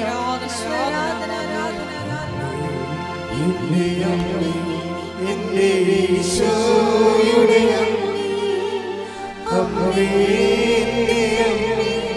എൻ്റെ ഈശോ തന്നൊരമ്മേ, അമ്മേ, എൻ്റെ അമ്മേ, എൻ്റെ ഈശോയുടെ അമ്മേ, അമ്മേ, എൻ്റെ അമ്മേ, എൻ്റെ ഈശോ തന്നൊരമ്മേ. പരിശുദ്ധ പരമ ദിവ്യകാരുണ്യത്തിന് ആരാധനയും സ്തുതിയും പുകഴ്ചയും ഉണ്ടായിരിക്കട്ടെ. പരിശുദ്ധ പരമ ദിവ്യകാരുണ്യത്തിന് ആരാധനയും സ്തുതിയും പുകഴ്ചയും പരിശുദ്ധ പരമ ദിവ്യകാരുണ്യത്തിന് ആരാധനയും സ്തുതിയും പുകഴ്ചയും ഉണ്ടായിരിക്കട്ടെ. അപ്പോൾ അവൻ്റെ നാമത്തിൽ വിശ്വസിക്കുന്നവർക്കെല്ലാം കൃപയ്ക്ക് മേൽ കൃപ, കൃപയ്ക്ക് മേൽ കൃപ എന്ന് പറയുമ്പോൾ അമ്മയ്ക്ക് ലഭിച്ചത് എന്താണ്? പൂർണ്ണ കൃപയാണ് ലഭിച്ചത്. അതുകൊണ്ടാണ് നമ്മൾ പറയണത് യേശു കൃപയുടെ പൂർണ്ണതയാണ്. അതിൽ നിന്നുള്ള ആ തടാകത്തിൽ നിന്നുള്ള ഏറ്റവും വലിയ പെരിയാറ് പോലെ ഏറ്റവും വലിയ നദിയാണ് ഭാരതത്തിലെ പല കേരളത്തിൽ പല നദികളുണ്ട്. ഭാരതപ്പുഴയുണ്ട്, പെരിയാറുണ്ട്, അതുപോലെയുള്ള വലിയ നദികളുണ്ട്, പമ്പാ നദിയുണ്ട്. അപ്പം അതുപോലെ തന്നെ കൃപയുടെ ഏറ്റവും വലിയ നദിയാണ് ക്രിസ്തു നേടിയെടുത്ത കൃപയുടെ ആ തടാകത്തിൽ നിന്ന് ഉത്ഭവിക്കുന്ന മനുഷ്യരാശിയിലേക്ക് ഒഴുകുന്ന ഏറ്റവും വലിയ കൃപയുടെ നദിയാണ് അമ്മ. അതുപോലെ തന്നെ വിശുദ്ധന്മാരിലുണ്ട് മാധ്യശക്തി. അത് കഴിഞ്ഞാൽ അങ്ങനെ ഓരോരോ ഇപ്പം തന്നെ അരീസ സിസ്റ്ററിനെ വിശുദ്ധ വാഴ്ത്തപ്പെട്ടവർ പ്രഖ്യാപിച്ചില്ലേ. അപ്പം ദൈവത്തിൽ നിന്ന് നേടിയെടുത്ത കൃപകൾ അതനുസരിച്ചുള്ള വചന സരണിയിലൂടെ കടന്നു പോകുമ്പോൾ അവർ രക്ഷാകര പദ്ധതിയോട് സഹകരിച്ചുകൊണ്ട് സുവിശേഷ കൈമാറ്റത്തിന് വേണ്ടി ജീവിതം, ഒരു സമൂഹത്തിൻ്റെ ഒരു കാലഘട്ടത്തിലെ ജീവിതം ക്രമീകരിക്കുമ്പോൾ അതിന് കൃപ ആവശ്യമാണ്. അപ്പം അതുപോലെ അത് ചെറുതും വലുതുമായ കൃപകളുടെ ഒഴുക്കുകളെല്ലാം ക്രിസ്തുവിൻ്റെ നെഞ്ചിൽ നിന്നാണ് ഒഴുകി വരണത്. നമുക്കത് ആദ്യമായിട്ട് കിട്ടുന്നത് കൂദാശകളിലൂടെയാണ്. പിന്നീട് നമുക്ക് ലഭിക്കുന്നത് ക്രിസ്തുവിൻ്റെ വചനം നിറവേറ്റുന്നതിലൂടെയാണ്. അടിസ്ഥാന കൃപയും ആർജിത കൃപയുമുണ്ട്. ആർജിത കൃപ എന്ന് പറയുന്നതും ദൈവശക്തി തന്നെയാണ്. അതെങ്ങനെയാണ്? അവൻ പറയണത് പോലെ ചെയ്യണതാണ് ആർജിത കൃപ. ഉടമ്പടി നമ്മൾ എന്താ ചെയ്യണത്? മാതാവിൻ്റെ മധ്യസ്ഥതയിൽ ആര് ചെയ്യും? അവൻ പറയണത് പോലെ നമ്മൾ ചെയ്യും. എന്താ കാര്യം? അവൻ പറഞ്ഞത് ആദ്യത്തെ കാര്യം എന്താ? അനുദപിക്കുക, സുവിശേഷത്തെ വിശ്വസിക്കുക. അവൻ പറഞ്ഞ അവസാനത്തെ കാര്യം എന്താ? ലോകം മുഴുവനും പോവുക, എല്ലാ സൃഷ്ടികളോടും സുവിശേഷം. അപ്പം വിശ്വസിച്ച സുവിശേഷം കൈമാറുന്നത്, ഇതാണ് ഉടമ്പടി ആസ്തി എന്ന് പറയണത്. ഇത് സഭയുടെ പുതിയ പഠനങ്ങൾ വന്നപ്പോൾ ഉടമ്പടി ശരിക്കും ജ്വലിച്ചെന്ന് പറയാം. എന്താ വെച്ചാൽ കറക്റ്റ് ജനങ്ങൾ എന്ത് വിശ്വസിക്കുന്നു, എന്ത് ജീവിക്കുന്നു എന്നുള്ളതിനെക്കുറിച്ച് സഭ അതിൻ്റെ കൃത്യമായ കാഴ്ചപ്പാടുകൾ അവതരിപ്പിച്ചിരിക്കുകയാണ്. കാര്യം കൃപാസനത്തിൽ വന്ന് നിങ്ങൾക്കറിയാമല്ലോ, ഞങ്ങൾ എന്താ ചെയ്യണം? ആദ്യമേ നിങ്ങൾ ക്രിസ്ത്യാനികളാണെങ്കിൽ നിങ്ങളുടെ ക്രിസ്തീയ ജീവിതം ക്രമീകരിക്കുക. ആദ്യം ക്രിസ്തീയ ജീവിതം ആരോടെ ക്രമീകരിക്കണത്? കൂദാശകളുടെ ക്രമീകരിക്കണം ആദ്യം, അല്ലേ? കാര്യമുണ്ട്. കൃപയുടെ സ്രോതസ് എന്താണ്? അടിസ്ഥാന സ്രോതസ് എന്താണ്? കൃപയുടെ അടിസ്ഥാന സ്രോതസ് എന്താണ്? ഈശോ സ്ഥാപിച്ച കൂദാശകളാണ്. അത് സഭയിലാണ് ലഭ്യമാകുന്നത്. അതുകൊണ്ട് നിങ്ങൾ സഭയുമായിട്ട് നിങ്ങൾ അനുരഞ്ജനപ്പെടുത്തും. പിന്നെന്ത് ചെയ്യും? 2 ആഴ്ച ഒരിക്കൽ കുമ്പസാരിക്കണം. അത് വല്ലപ്പോഴും കുമ്പസാരിച്ചാൽ പോരാ. പിന്നെന്ത് ചെയ്യണം? സഭയുടെ പ്രവർത്തനങ്ങളോട് നിങ്ങൾ യോജിക്കണം. സഭയിൽ നിങ്ങൾ സുവിശേഷ വേല ചെയ്യണം. ഓരോരുത്തരുടെ സഭയിലും ഓരോ ഇടവകയിലും ജ്ഞാനസ്ഥാനം, അത് പ്രത്യേകം എഴുതിയിട്ടുണ്ട് ഉടമ്പടിയിൽ. നിങ്ങൾ ജ്ഞാനസ്ഥാനം സ്വീകരിച്ച സഭയോട് നിങ്ങൾക്ക് കൂറും വാത്സല്യവും ഉണ്ടാകണം. അത് നിങ്ങളുടെ പ്രവർത്തനങ്ങളിലൂടെ അതിനെ വളർത്തണമെന്ന് എഴുതിയിട്ടുണ്ട്. എന്താ കാര്യം? അവൻ പറയണ പോലെ ചെയ്യുന്നതിൻ്റെ ഭാഗമാണത്. അപ്പം അതുകൊണ്ട് തന്നെ ഓരോ കാര്യവും നമ്മൾ ഉടമ്പടിയിൽ നമ്മൾ സഭയോട് ഐക്യപ്പെട്ട് സഭയുടെ പഠനങ്ങൾ കേട്ട് അതേസമയം തന്നെ നമ്മൾ സ്വന്തം നിലയിൽ ക്രിസ്തു നേടിയെടുത്ത, ഇപ്പോൾ ദൈവം മന്ന നൽകിയെങ്കിലും പെറുക്കിയെടുക്കണത് ആരാ? വട്ടിയും കൊട്ടയും കൊണ്ടുവന്ന് പെറുക്കിയെടുക്കേണ്ട ആൾക്കാർ. ഇപ്പം ദൈവം ആകാശത്ത് മന്ന ഭക്ഷിച്ചു. അത് പക്ഷേ അത് ദൈവം കൊണ്ടുവന്ന് ആരുടെയും വായിക്കൊണ്ടൊന്നും ഇട്ട് തന്നില്ല മന്ന. അവർ പെറുക്കി മണ്ണിൽ നിന്ന് പെറുക്കിയെടുക്കുകയാണ് ചെയ്തത് അല്ലേ. എന്നിട്ട് അവർ പാകം ചെയ്താണ് എടുത്തത്. അപ്പം ആ ഒരു പ്രോസസ്സുണ്ട് എപ്പോഴും. അതിനാണ് നമ്മൾ അവൻ പറയണ പോലെ ചെയ്യണത്. അവൻ കൃപകൾ ഉൽപ്പാദിപ്പിച്ചു, കൃപയുടെ സമുദ്രം തടാകം സൃഷ്ടിച്ചു. പരിശുദ്ധ അമ്മ അതിൻ്റെ ഏറ്റവും വലിയ പുഴയായി നമ്മളിലേക്ക് ഒഴുകാൻ കാരണം എന്താ? കഴിയാൻ കാരണം അത് ദൈവനിശ്ചയമായതുകൊണ്ടാണ്. എന്തുകൊണ്ടാണ്? പരിശുദ്ധ അമ്മ നമ്മുടെ ഓപ്ഷൻ അല്ലല്ലോ. അത് പരിശുദ്ധ അമ്മ നമ്മുടെ ഓപ്ഷൻ, നമ്മുടെ തിരഞ്ഞെടുപ്പല്ല അത്. പരിശുദ്ധ അമ്മയ്ക്ക് പല ടൈറ്റിലുകളുണ്ട്. എന്തെല്ലാം ടൈറ്റിലാണ് ഉണ്ടത്? അമ്മ നിത്യകന്യക ഒരു ടൈറ്റിലാണ്. പിന്നെ എന്താണ്? ദൈവമാതാവ് ഒരു ടൈറ്റിലാണ്. പിന്നെ എന്താണ്? അമലോത്ഭവം ഒരു ടൈറ്റിലാണ്. ഈ ടൈറ്റിലൊക്കെ ഓളോണേഴ്സാൻ കിട്ടിയതാണ്. അല്ല, അമലോത്ഭവം എന്ന് പറയുന്നത് സിറിയൻ ചർച്ചിൻ്റെ പഠനങ്ങളാണ്. ആദ്യത്തെ വിശുദ്ധ എബ്രേം പിതാവാണ് 4-ാം നൂറ്റാണ്ടിൽ ആദ്യം അമ്മയുടെ പരിശുദ്ധിയെക്കുറിച്ച് ചിന്തിച്ചതും ധ്യാനിച്ചതും. അതിനുശേഷം സഭ 10-ാം നൂറ്റാണ്ടിലായപ്പോൾ ഇംഗ്ലണ്ടിലെ സഭയാണ് അമ്മ അമലോത്ഭവയാണെന്ന് പറഞ്ഞത്. സഭയല്ല, ഇംഗ്ലണ്ടിലെ സഭയാണ് പറഞ്ഞത്. ഇംഗ്ലണ്ടിലെ സഭ അമ്മ അമലോത്ഭവയാണെന്ന് പറഞ്ഞതിന് ശേഷമാണ് 11-ാം നൂറ്റാണ്ടിൽ ഫ്രാൻസ് പറഞ്ഞത് അമ്മ അമലോത്ഭവയാണെന്ന്. അതിനെക്കുറിച്ചുള്ള നൂറ്റാണ്ടുകളുടെ പഠനത്തിന് ശേഷമാണ് 1854 സഭ അമലോത്ഭവയാണെന്ന് റോം പറയണത്. വിഷയം അതിൻ്റെ പ്രോസസ്സ് അതാണ്. അതുപോലെ സഭയുടെ വിശ്വാസങ്ങൾക്കെല്ലാം പ്രോസസ്സാണ്. അതൊന്നും അവസാന വാക്കല്ല, അതെല്ലാം പ്രോസസ്സിലാണ്. ഓരോരോ കാലഘട്ടങ്ങളിൽ സഭ അതിൻ്റെ നിലപാടുകളും നയങ്ങളും ജനങ്ങളെ തെറ്റിദ്ധാരണ ഉണ്ടാകാതിരിക്കാൻ വേണ്ടി അതാത് കാലത്തെ പ്രബോധനാധികാരം. അതാണ് കത്തോലിക്ക സഭ എല്ലായിടത്തും കത്തോലിക്കമാണല്ല. കത്തോലിക്ക എന്ന് പറഞ്ഞാൽ എന്താണ്? ഇവിടെ വിശ്വസിക്കുന്നത് തന്നെയായിരിക്കും അന്റാർട്ടിക്കയിലും വിശ്വസിക്കുന്നത്. ഒറ്റ വിശ്വാസം. എന്താ കാര്യം? അത് സഭയുടെ അപ്പോസ്തലിക പ്രബോധന അധികാരമാണ്. എന്താണ്? അങ്ങനെ ഒരു സഭ മാത്രമേ ദൈവം സൃഷ്ടിച്ചിട്ടുള്ളൂ. അതിന് തിരുസഭ എന്നാണ് പറയണത്. അതിനെ ഹോളി ചർച്ച് എന്ന് പറയണ കാര്യം ദൈവത്തിൻ്റെ അപ്പോസ്തലിക പാരമ്പര്യത്തിൽ. അങ്ങനെ പാരമ്പര്യം പറയാൻ ആരുമില്ലല്ലോ. അതാണ് വിഷയം. പിന്നെ ആകപ്പാടെ ഉള്ളത് ഓർത്തഡോക്സ് സഭയാണ് ഉള്ളത്. അതായത് ഓർത്തഡോക്സ് സഭ, അത് ആദിമസഭകൾ ഇവരൊക്കെയാണ്. സിറിയൻ ആദിമസഭകൾ, ആദിമ അപ്പോസ്തലിക് ട്രഡീഷനുള്ള സഭകൾ. ആ സഭകളിൽ തമ്മിൽ ഐക്യപ്പെടണം. അപ്പോൾ ഐക്യപ്പെടുന്നത് കൊണ്ട് തന്നെ പ്രബോധനത്തിൽ എല്ലാവർക്കും സ്വീകാര്യമായ പ്രബോധനം ഉൾപ്പെടുത്താൻ കത്തോലിക്ക സഭയ്ക്കാണ് ഏറ്റവും കൂടുതൽ ഉത്തരവാദിത്തമുള്ളത്. കാര്യം എന്താണ്?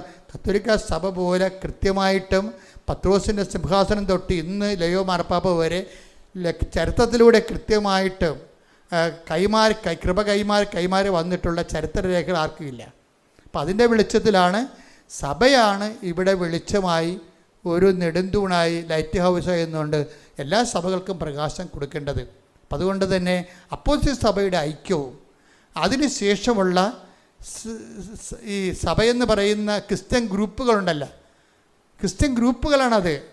അത് ഓരോ കാലഘട്ടത്തിൽ ഓരോരുത്തർക്ക് തോന്നിയ വെളിച്ചത്തിൽ അവരുണ്ടാക്കിയിട്ടുള്ള കൂട്ടായ്മകളാണ്. അപ്പം അത് സഭ വേറെ, തിരുസഭ വേറെ, കൂട്ടായ്മകൾ വേറെ, ഗ്രൂപ്പുകൾ വേറെ. ഗ്രൂപ്പുകൾ പിന്നീട് വരേണ്ടതാണ്. അതുകൊണ്ട് നിങ്ങൾ വല്ല ഗ്രൂപ്പുകളും വല്ലതും പറയണമെന്ന് കേട്ടിട്ട് ഇപ്പോൾ ഗ്രൂപ്പുകൾക്കെല്ലാം ഭയങ്കര ആഹ്ലാദമാണ്. മാതാവിൻ്റെ മധ്യസ്ഥ എടുത്ത് മാറ്റി പറഞ്ഞ് ഗ്രൂപ്പുകളെല്ലാം കിടന്നുണ്ട്. എന്ത് അതൊന്നും ഗ്രൂപ്പുകളാണത്, സഭകളല്ലത്. അപ്പോഴും നമ്മൾ ശ്രദ്ധിക്കേണ്ട വിഷയം എന്ന് വെച്ചാൽ എപ്പോഴും നമ്മൾ സത്യസഭയെ പരിചയപ്പെടാൻ കഴിഞ്ഞതും സത്യസഭയിൽ പങ്കെടുക്കാൻ കഴിഞ്ഞതും ആ കൂട്ടായ്മയിൽ നിലനിൽക്കാൻ കഴിയണത് ദൈവാനുഗ്രഹമാണ്. ശ്രദ്ധിക്കട്ടെ. ഹല്ലേലൂയ.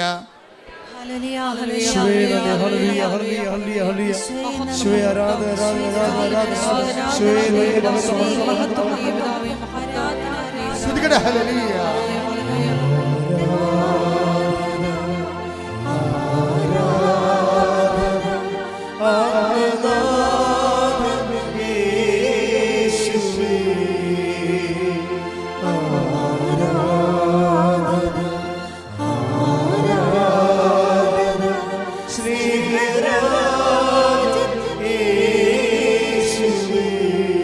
പരിശുദ്ധ പരമദിവ്യകാരുണ്യത്തിന് ആരാധനയും സ്തുതിയും പുകഴ്ചയും ഉണ്ടായിരിക്കട്ടെ. എപ്പോഴും എന്തുകൊണ്ടാണ് ഞാൻ പറഞ്ഞത്, അതായത് സഭയുടെ പുതിയ പ്രബോധനം എന്നല്ല, സഭ ചില ആൾക്കാർ വിശ്വസിച്ചിരുന്ന സുവിശേഷ വിഹിതമല്ലാത്ത കാര്യങ്ങൾക്ക് കറക്ഷനാണ് നൽകിയിരിക്കണേ. ഇപ്പം ഒരു കറക്ഷൻ വന്നിരിക്കുകയാണ്. ഈ കറക്ഷൻ ശരിക്കും ഉടമ്പടിയെ ശരിക്കും സഹായിക്കുന്നുണ്ട്. എന്താ കാര്യം? ഉടമ്പടിയിൽ വരുമ്പോൾ എന്താണ്? ഉടമ്പടിയിൽ അവൻ പറയണത് പോലെ, ആരാണ്? ഈശോ പറയണ പോലെ നമ്മൾ ചെയ്ത് ജീവിച്ചുകൊള്ളാമെന്ന് മാതാവിൻ്റെ മധ്യസ്ഥത്തിലാണ്. ആ മധ്യസ്ഥം എന്ന് പറയുന്നത് എന്ത് മധ്യസ്ഥമാണ്? മീഡിയാട്രിക്സ് അല്ലത്, ഇൻറ്റർസെസറി മീഡിയേഷനാണ്. എന്താണ്? പ്രാർത്ഥനാ മധ്യസ്ഥമാണ്. മാതാവിൻ്റെ സാന്നിധ്യ മധ്യസ്ഥമാണ്. ആ സാന്നിധ്യ മധ്യസ്ഥമാണ് നമ്മളെ കൊണ്ട്. ഇപ്പോൾ നമ്മൾ കാനായിലെ കല്യാണത്തിൽ എന്താ ഉള്ളത്? പ്രാർത്ഥനാ മധ്യസ്ഥവും സാന്നിധ്യ മധ്യസ്ഥവുമാണ്. അപ്പോൾ സാന്നിധ്യ മധ്യസ്ഥത്തിലാണ് അവർക്ക് വീഞ്ഞില്ലെന്ന് അമ്മ പറയണത്. അപ്പോൾ ഈശോ എന്താ പറയണത്? എനിക്ക് നിനക്ക് എന്ത്, എൻ്റെ സമയം ഇനിയും സമാഗതമാണ്. പാകാത്ത സമയമാക്കിയെടുക്കുന്നതിനും അമ്മയുടെ മധ്യസ്ഥമാണ് സഹായിക്കുന്നത്. ആ മധ്യസ്ഥമാണ് ഉടമ്പടി വർക്കൗട്ട് ചെയ്യണത്. ഉടമ്പടി വർക്കൗട്ട് ചെയ്യുമ്പോൾ എന്ത് ചെയ്യും? ഉടമ്പടിയിൽ സാന്നിധ്യം മധ്യസ്ഥം ഉള്ളത് കൊണ്ടാണ് യേശുവിൻ്റെ ഇപ്പോൾ കാനായിലെ കല്യാണത്തിൽ ആ കുടുംബം അനുഭവിക്കുന്ന ഒരു ഇല്ലായ്മ മൂലം ഉണ്ടാകുന്ന അപമാനത്തിനെ വിവേചിച്ച് മനസ്സിലാക്കിയിട്ട് അത് എത്തേണ്ട സ്ഥലത്ത് കൃത്യമായിട്ട് എത്തിക്കണമല്ല, എത്തിക്കാനും അത് നടപടി സ്വീകരിക്കാനും അമ്മയ്ക്ക് അർഹതയുണ്ട്, അധികാരമുണ്ട്. ആ അമ്മയുടെ അധികാരത്തെയാണ്, ക്രിസ്തുവിലുള്ള അമ്മയുടെ മാധ്യസ്ഥ സ്വാധീനത്തെയാണ് ഉടമ്പടി ഏറ്റു പറയണത്. എന്താ കാര്യം? അവൻ പറയണത് പോലെ ചെയ്യാൻ. അപ്പം നിങ്ങൾ ഒരു കാര്യം ജീവിതത്തിൽ പ്രതിസന്ധി വന്നിട്ട് മുന്നോട്ട് പോകാൻ പറ്റുന്നില്ലെങ്കിൽ സുവിശേഷ വിഹിതമായി ജീവിതം ക്രമീകരിച്ചാൽ മാതാവ് നിങ്ങൾക്ക് വേണ്ടി മധ്യസ്ഥം വഹിക്കുമെന്നാണ് ഉടമ്പടി പ്രഖ്യാപിക്കുന്നത്. കൈയടിച്ച് ശ്രദ്ധിക്കട്ടെ. ഹല്ലേലൂയ, ഹല്ലേലൂയ, ഹല്ലേലൂയ, ഹല്ലേലൂയ, ഹല്ലേലൂയ, ഹല്ലേലൂയ. മഹത്വം, മഹത്വം.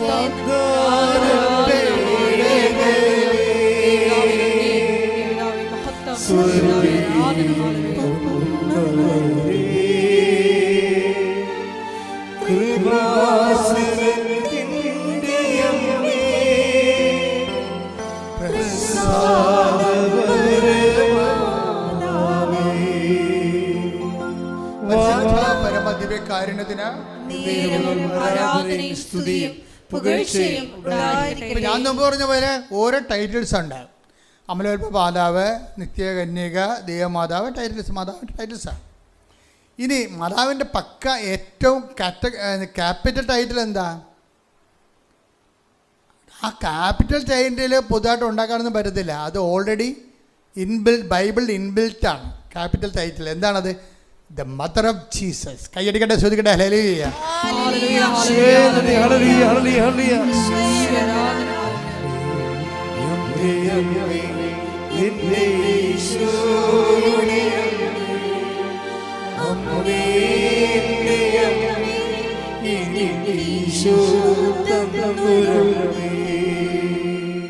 ആ ടൈറ്റിൽ നീട്ട് ആർക്കും തൊടാൻ പറ്റത്തില്ല. എന്താ കാര്യം? അത് ഇൻബിൽട്ടാണ്, ബൈബിളിൻ്റെ അസ്ഥിവാരത്തിൻ്റെ ഭാഗമാണ്. യേശുവിൻ്റെ അമ്മയും അവിടെ, മറിയം അവിടെ ഉണ്ടായിരുന്നെന്നല്ല പറയണത്, യേശുവിൻ്റെ അമ്മയും അവിടെ ഉണ്ടായിരുന്നു. അപ്പോൾ യേശുവിൻ്റെ അമ്മയെന്ന് പറയുമ്പോൾ നിങ്ങൾക്ക് എല്ലാം അണ്ടർസ്റ്റുഡാണ്. എന്നിട്ട് എന്താ ചെയ്തിരിക്കണ അവസാനം? യേശുവിൻ്റെ അമ്മ തൻ്റെ രക്ഷാകര സംഭവത്തിൽ തനിക്ക് ആശ്വാസവും ശക്തിയും പകർന്നുകൊണ്ട് തൻ്റെ കൂടെ തന്നെ ഈ കുരിശ് വരെ, പുൽക്കൂട് തൊട്ട് മംഗളവാർത്ത തൊട്ട് കുരിശാരോഹണം വരെ തൻ്റെ കരം വഹിച്ചുകൊണ്ട് ദേവപിതാവിൻ്റെ ഇഷ്ടം നിറവേറ്റാൻ മനുഷ്യരാശിയുടെ രക്ഷയ്ക്ക് വേണ്ടി കൂടെ നടന്ന പരിശുദ്ധ അമ്മ. ഈ പരിശുദ്ധ അമ്മയാണ് ശരിക്കും പറഞ്ഞാൽ, ആ അമ്മയാണ് ദൈവം അവസാനം ഈശോ ലാസ്റ്റ് ഗിഫ്റ്റായിട്ട് നമുക്ക് തരണത്, ഇല്ലേ? എന്താ കാര്യം? യേശുവിൻ്റെ അമ്മയാണ് ദൈവഹിതം നിറവേറ്റിക്കൊണ്ട് യേശുവിൽ രക്ഷാകര കൃത്യത്തിന് വേണ്ടി ദൈവം തിരഞ്ഞെടുത്ത യേശുവിൻ്റെ അമ്മയാണ്. അപ്പോൾ അമ്മയ്ക്ക് വേറെ ടൈറ്റിലിൻ്റെ ആവശ്യമെന്ന് പറയുന്നത് കാലഘട്ടങ്ങളിലൂടെ വന്ന ആശയവിവാദങ്ങൾക്ക് സഭയെടുത്ത നിലപാടുകളിലൂടെ വന്നിട്ട് ടൈറ്റിലുകളാണ്. അതിൻ്റെ അടിസ്ഥാനപരമായ ടൈറ്റിൽ എന്ന് പറയുന്നത് മദർ ഓഫ് ജീസസ് ആണ്. ഈ മദർ ഓഫ് ജീസസ് ആണ് കൃപാസനത്തിലെ അമ്മയെന്ന് പറയണത്. എന്താ കാര്യം? അത് കാനായിലെ കല്യാണ കുടുംബത്തിലുണ്ടായിരുന്ന അമ്മയാണ്. ആ അമ്മ തന്നെയാണ് കുരിശിൻ്റെ ചുവട്ടിലെ അമ്മ. എന്താണ്? ഇതാ നിൻ്റെ അമ്മ. യേശുവിൻ്റെ അമ്മയാണ് യേശു നമ്മൾക്ക് നൽകിയത്. എപ്പോഴാണ് നൽകണത്? യേശു പിതാവിൻ്റെ അടുക്കിലേക്ക് പോകുന്നതിന് ഒരു 2 സെക്കൻഡ് മുമ്പാണ് ഈ അമ്മയെ പ്രഖ്യാപിക്കുന്നത്. എന്താണ്? ഞാൻ പിതാവിൻ്റെ അടുക്കിലേക്ക് പോവുകയാണ്, നിങ്ങളും എൻ്റെ കൂടെ വരും. അതിന് നിത്യതയ്ക്ക് വേണ്ടി, നിങ്ങളുടെ ജീവിതം ക്രമീകരിക്കാൻ വേണ്ടി എന്നെ ഈ ദൈവത്തിൻ്റെ ഹിതം നിറവേറ്റിക്കൊണ്ട് ഇവിടം വരെ എത്തി എൻ്റെ സഹയാത്രികയായ സഞ്ചാരി മാതാവിനെ ഞാൻ നിങ്ങൾക്ക് തരുന്നു. Behold your mother. ഇതാ നിൻ്റെ അമ്മ. ഈ അമ്മ ഈശോ ഏൽപ്പിച്ചു തന്ന അമ്മയാണ് കൃപാസന മാതാവ്. ഈ അമ്മയാണ് ഉടമ്പടിയുടെ മധ്യസ്ഥ. ഈ അമ്മയാണ് ഉടമ്പടി അവൻ പറയണ പോലെ ചെയ്തുകൊണ്ട് ജീവിക്കാൻ വേണ്ടി നമ്മളെ പ്രേരിപ്പിക്കുകയും പ്രോത്സാഹിപ്പിക്കുകയും നമ്മളെ സുവിശേഷ സാക്ഷിയാക്കുകയും ഒടുവിൽ നിത്യതയിൽ നമ്മൾക്ക് എത്തിച്ചേരുന്നതിന് വേണ്ടി പരിശുദ്ധ മറിയ തമ്പുരാൻ്റെ അമ്മയെ ഇപ്പോഴും ഞങ്ങളുടെ മരണസമയത്തും തമ്പുരാനോട് അപേക്ഷിക്കുന്ന നമ്മ കയ്യടിക്കട്ടെ, ശ്രുതികട. ഹല്ലേലൂയ.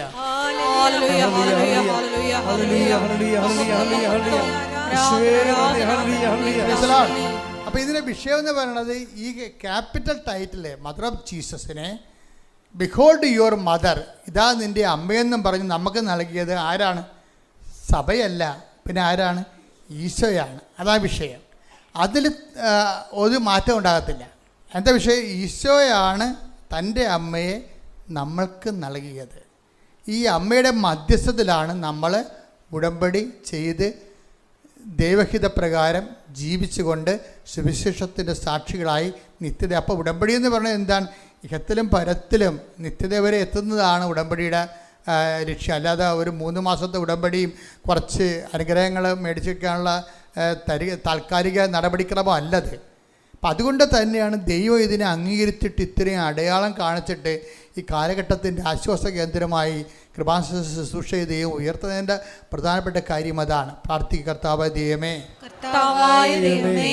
ആന്തരിക അർത്ഥത്തിലെ ആധ്യാത്മികത ആവഹിക്കുന്നതിനും അനുവർത്തിക്കുന്നതിനും ക്രിസ്തുവിന്റെ ആധ്യാത്മികത ശുദ്ധ അമ്മയിലൂടെ അനുകരിക്കുന്നതിനും എന്നെ ശക്തമാക്കുന്നതിന് എനിക്കെല്ലാം ചെയ്യാൻ എന്നെ പ്രാപ്തമാക്കുന്നതിന് ഞാൻ നന്ദി പറയുന്ന നന്ദി,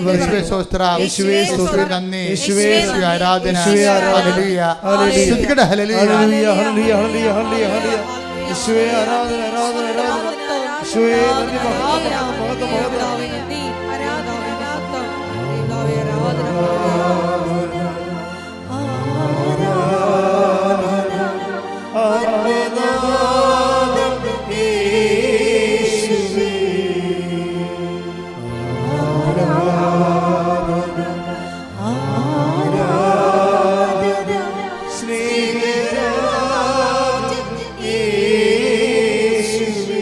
പരിശുദ്ധ പരമ ദിവ്യകാരുണ്യത്തിന് ആരാധനയും സ്തുതിയും പുകഴ്ചയും. അതായത് ഈ എല്ലാ കാലങ്ങളിലും ഉണ്ടായിരുന്ന ഒരു പ്രശ്നമാണ്, നമ്മൾ മനുഷ്യന്മാരായത് കാരണം മാനുഷികമായ കാര്യങ്ങളിലേക്ക് ദൈവിക പദ്ധതിയെ മനസ്സിലാകാതിരിക്കുകയും അതിനെ അട്ടിമറിക്കാൻ ശ്രമിക്കുകയും ചെയ്യുന്നത്. ഇപ്പം നിങ്ങൾ പല സ്ഥലങ്ങളിൽ നിന്നും പല വിശ്വാസങ്ങളിൽ നിന്ന് വരുന്ന ആൾക്കാരാണ്. അപ്പം നിങ്ങൾ അനുഗ്രഹം കിട്ടുമെങ്കിൽ അതുപോലൊരു ദേവനാണ്, ദേവിയാണ് യേശു, അല്ലെങ്കിൽ അതുപോലെ ഒരു ആളാണ് യേശു എന്ന രീതിയിലേക്ക് നിങ്ങൾ യേശുവിനെ മിനിമൈസ് ചെയ്യും. യേശു അങ്ങനെ മിനിമൈസ് ചെയ്യാൻ പറ്റത്തില്ല. എന്താ കാര്യം? അവൻ്റെ നടപടിയെന്ന് പറയണത് മനുഷ്യരാശിയുടെ പാപത്തിനാണ്, മനുഷ്യരാശിയാണ്. ഈ ലോകത്തുള്ള മുഴുവൻ എക്കാലങ്ങളിലുള്ള മനുഷ്യരാശിയുടെ മുഴുവൻ പാപത്തിന് പരിഹാരമായി ദൈവത്താൽ നിയമിതനായവനാണ്. ദൈവത്തിൻ്റെ പദ്ധതികളോട് അവൻ നിശബ്ദമായി സർവ്വസമർപ്പണത്തോട് സഹകരിച്ചത് കൊണ്ടാണ് ദൈവം അവൻ്റെ മേലെ ശിക്ഷ നമുക്ക് രക്ഷയായത്. അതുകൊണ്ട് തന്നെ അവന് ദൈവത്തിന് പൂർണ്ണ പ്രസാദം കൊടുത്തത്. അതുകൊണ്ട് അവനാണ് പൂർണ്ണ പ്രസാദങ്ങളുടെ മധ്യസ്ഥനെന്ന് പറയണത്. ആ സ്ഥാനം ആർക്കുമില്ല. കാര്യം എന്താ? അവനാണ് പാപത്തിന് പരിഹാരം ചെയ്തിട്ട് പിതാവിൻ്റെ മനസ്സിനെ പ്രസാദിപ്പിച്ചുകൊണ്ട് പിതാവാണ് അവന് പൂർണ്ണ പ്രസാദം കൊടുത്തിരിക്കുന്നത്. ആ രക്ഷാകരം നടപടിക്രമം. കാര്യം അവൻ ഒരേ സമയം ദൈവമാണ്, ഒരേ സമയം തന്നെ മനുഷ്യനുമാണ്.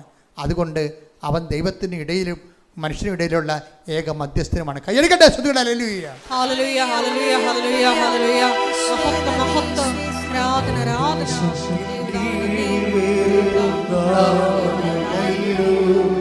യേശു യേശുനാമമല്ലാതെ യേശുനാമമല്ലാതെ മാനവരക്ഷയ്ക്കുള്ളിൽ വേറൊരു നാമമില്ലല്ലോ. യേശുനാമമല്ലാതെ യേശുനാമമല്ലാതെ യേശുനാമമല്ലാതെ യേശുനാമമല്ലാതെ. പരിശുദ്ധ പരമദിവ്യകാരുണ്യത്തിന് ആരാധനയും സ്തുതിയും പുകഴ്ചയും ഉണ്ടായിരിക്കട്ടെ. എക്കാലങ്ങളിലും യേശുവിനെ സാധാരണ മനുഷ്യൻ്റെ കപ്പ കഞ്ഞി വീട് ജോലി വിവാഹം എന്നുള്ള കൊച്ചു കാര്യങ്ങളുടെ തമ്പുരാനാക്കി മാറ്റാൻ വേണ്ടി വളരെ സാധാന്യമായ ഒരു ബലപ്രയോഗം നടത്തിയിട്ടുണ്ട്. നമ്മൾ അറിഞ്ഞോ അറിയാതെയൊക്കെ അതിന് അടിപ്പെട്ട് പോയിട്ടുമുണ്ട്. ക്രിസ്തു അത് പലപ്പോഴും തിരുത്തിയിട്ടുമുണ്ട്. എന്താ കാര്യം? ഒരു മനുഷ്യൻ വന്ന് കർത്താവിനോട് പറഞ്ഞില്ലേ, എന്ത് പറഞ്ഞ്? പിതൃസ്വത്ത് ഞാനുമായിട്ട് ഭാഗിക്കാൻ നീ എൻ്റെ ജ്യേഷ്ഠനോട് പറയണം. Take the word of God. ശ്രുതികട ഹല്ലേലൂയ. ഹല്ലേലൂയ ഹല്ലേലൂയ ഹല്ലേലൂയ ഹല്ലേലൂയ. യേശുവേ നന്ദി. ഹല്ലേലൂയ. ലൂക്ക 12:13. ഇത് വളരെ ശ്രദ്ധിക്കേണ്ട ഒരു വചനമാണ്. ലൂക്ക 12:13. ജനക്കൂട്ടത്തിൽ നിന്ന് ഒരുവൻ അവനോട് പറഞ്ഞു ഗുരു പിതൃസ്വത്ത് ഞാനുമായി പങ്കുവെക്കാൻ എന്റെ സഹോദരനോട് കൽപ്പിക്കണമേ. അപ്പൊ ഈശോ എന്താ മറുപടി പറഞ്ഞത്? യേശു അവനോട് ചോദിച്ചു. അവിടെ യേശു ഇങ്ങനെയുള്ള കുടുംബ പ്രശ്നങ്ങൾക്ക് മധ്യസ്ഥനാകുന്നില്ല. അതല്ല യേശുവിന്റെ ദൗത്യം. അതാണ് വിശേഷം. എന്താ പറയണത്? ഹേ മനുഷ്യ, പറഞ്ഞേ, ഹേ മനുഷ്യ, എന്നെ നിങ്ങളുടെ ന്യായാധിപനോ സ്വത്ത് ഭാഗിക്കുന്നവനോ ആയി ആര് നിയമിച്ചു? ഇത് അതായത് നിത്യരക്ഷയെ അടിസ്ഥാനപ്പെടുത്തിക്കൊണ്ട് മനുഷ്യരാശിക്ക് നഷ്ടപ്പെട്ടു പോയ കൃപ തിരിച്ചെടുക്കുന്നതിനും അത് മനുഷ്യരാശിക്ക് നഷ്ടപ്പെട്ടു പോയ കൃപ അത് തിരികെ മനുഷ്യരാശിക്ക് ജീവൻ പകരുന്നതിനും നിത്യജീവനിലേക്ക് അവനെ കരകയറ്റുന്നതിനും ദൈവത്തിൻ്റെ പദ്ധതി പ്രകാരം മനുഷ്യാവതാരം ചെയ്ത് പാപത്തിൻ്റെ പരിഹാരം ചെയ്ത ക്രിസ്തു, ആ ക്രിസ്തുവിൻ്റെ ദൗത്യത്തിൽ നിന്ന് പിന്തിരിപ്പിക്കാനും കൊച്ചു കാര്യങ്ങളിലേക്ക് ക്രിസ്തുവിനെ ശ്രദ്ധ തിരിച്ച് കൊണ്ടുപോകാനും ഒരു ബലപ്രയോഗം എക്കാലങ്ങളിലും ഉണ്ടാവും. നമ്മളും ഉണ്ടാവും. നമ്മളും കുർബാന കൂടുന്നതിൻ്റെ ഉദ്ദേശം എന്താ? പലരും പരിശുദ്ധ കുർബാന കൂടുന്നതിൻ്റെ ഉദ്ദേശം, പരിശുദ്ധ കുർബാന കൂടുമ്പോൾ പറയും പിശാപുതുക്കളെന്ന് പറയും. പരിശുദ്ധ കുർബാന എന്തിനാണ്? എൻ്റെ നാമത്തിൽ വിശ്വസിക്കുന്ന, അതായത് പിതാക്കന്മാർ മരുഭവിച്ച് മന്ന ഭക്ഷിച്ചു, അതുപോലല്ല ഈ അപ്പം ഭക്ഷിക്കും നിത്യം ജീവിക്കും. ലോകത്തിൻ്റെ ജീവന് വേണ്ടി ഞാൻ നൽകുന്ന അപ്പം എൻ്റെ ശരീരം തന്നെയാണ്. അതായത് എൻ്റെ ശരീരം ഭക്ഷിക്കുന്ന എന്നിലും ഞാൻ അവനിലും വസിക്കുന്നു. സജീവനായ പിതാവാണ് എന്നെ അയച്ചത്, പിതാവ് മൂലം ഞാൻ ജീവിക്കുന്നു. അതുപോലെ എന്നെ ഭക്ഷിക്കുന്നവൻ ഞാൻ മൂലം ജീവിക്കാം. അപ്പം നിത്യജീവനാണ് കുർബാനയുടെ ഉദ്ദേശം. നിത്യജീവനാണ് കുർബാനയുടെ ഉദ്ദേശമെങ്കിലും ഈ കുർബാന പങ്കെടുക്കുന്ന അണ്ണന്മാരെന്താ ചെയ്തിരിക്കണത്? അവരുടെ ജോലി, വീട്, വിവാഹം, നൊവേനെ പറയുന്ന കാര്യമെല്ലാം കുർബാനയെ പറയും. ഇതുപോലൊരു അവറേഷൻസ് ഇത് ശരിക്കും പറഞ്ഞാൽ ക്രിസ്തുവിനെ അപമാനിക്കുന്നതിന് കൂടി തുല്യമാണ്. കാര്യം എന്താ വിഷയം? അത് പറയേണ്ടെന്നല്ല, മറ്റത് ഇല്ല, അഭിമാനം കൊള്ളണം. ഒരു ഞായറാഴ്ച കുർബാന മുടങ്ങരുതെന്ന് പറഞ്ഞതിൻ്റെ കാരണം എന്ന് പറയണത്, മുടങ്ങിയില്ലെങ്കിൽ നിങ്ങളെ പട്ടിയടിക്കുമെന്നല്ല പ്രശ്നം. ക്രിസ്തു നേടിയെടുത്ത നിത്യജീവനോട് നിങ്ങൾക്ക് എന്തുമാത്രം ഐക്യദാർഢ്യമുണ്ട്. അത് ദൈവത്തിൻ്റെ സഹന ബലിയോടുള്ള നിങ്ങളുടെ ഐക്യദാർഢ്യമാണ്. അത് ദൈവത്തിൻ്റെ രക്ഷാകര പദ്ധതിയോടുള്ള മനസ്സുകൊണ്ടുള്ള യോജിപ്പാണ്. അത് നിത്യതയ്ക്ക് വേണ്ടിയുള്ള ദാഹമാണ്. അത് ദൈവത്തിൻ്റെ മനസ്സിൻ്റെ പൂർത്തീകരണമാണ്. അതാണ് ദൈവത്തിൻ്റെ ആഗ്രഹം, ദൈവഹിതം. കൈയടിക്കട്ടെ, ശ്രുതികട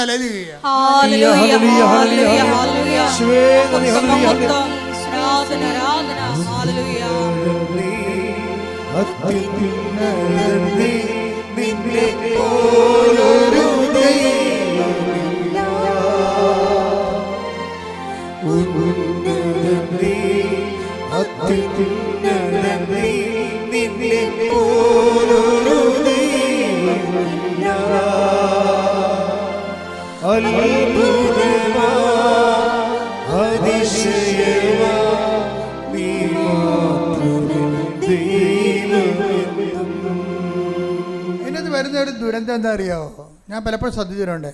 ഇപ്പം ഞങ്ങളുടെ അടുത്ത് വന്ന് ഞങ്ങളെ കറക്റ്റ് ചെയ്യും. അതായത് ഇപ്പം കൃപാസനത്തിലും വേളാങ്കണ്ണിലൊക്കെ പോണ ആൾക്കാർ ഇടവകപ്പള്ളിയിൽ പോകത്തില്ല,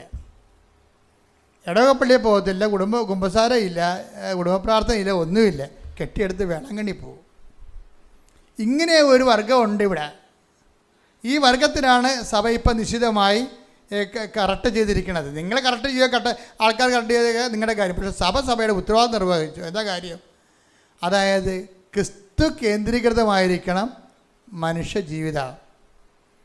അല്ലാതെ നിങ്ങൾ ഓരോ കാര്യം മക്കൾക്ക് വേണ്ടി ജോലി ചെയ്യാൻ വേണ്ടി വെള്ളാങ്കണ്ണിപ്പോയി അല്ലെങ്കിൽ കൃപാസനത്തിൽ വന്ന് അങ്ങനെ ക്രിസ്തുവിന് ഇടവപ്പള്ളിയോട് ബന്ധമില്ല, ഇടവകയുടെ ആധ്യാത്മിക ജീവിതമായിട്ട് ബന്ധമില്ല, സുവിശേഷ സാക്ഷ്യമൊന്നുമില്ല, അനുഗ്രഹത്തിന് വേണ്ടി കറങ്ങി നടക്കുന്ന ആൾക്കാരില്ലേ, അവരെ സഭ ഇതിലൂടെ അവരുടെ ദിശാബോധം കറക്റ്റ് ചെയ്യുന്നുണ്ട്. ഇതിനകത്ത് ഞങ്ങൾക്ക് പ്രശ്നമൊന്നുമില്ല. ഞങ്ങളിവിടെ വന്നു കഴിഞ്ഞാൽ നിങ്ങളെ കൊണ്ട് എന്തുകൊണ്ടാണ് ജോസഫച്ചൻ പറഞ്ഞത് ഉടമ്പടി എടുത്താന്ന്?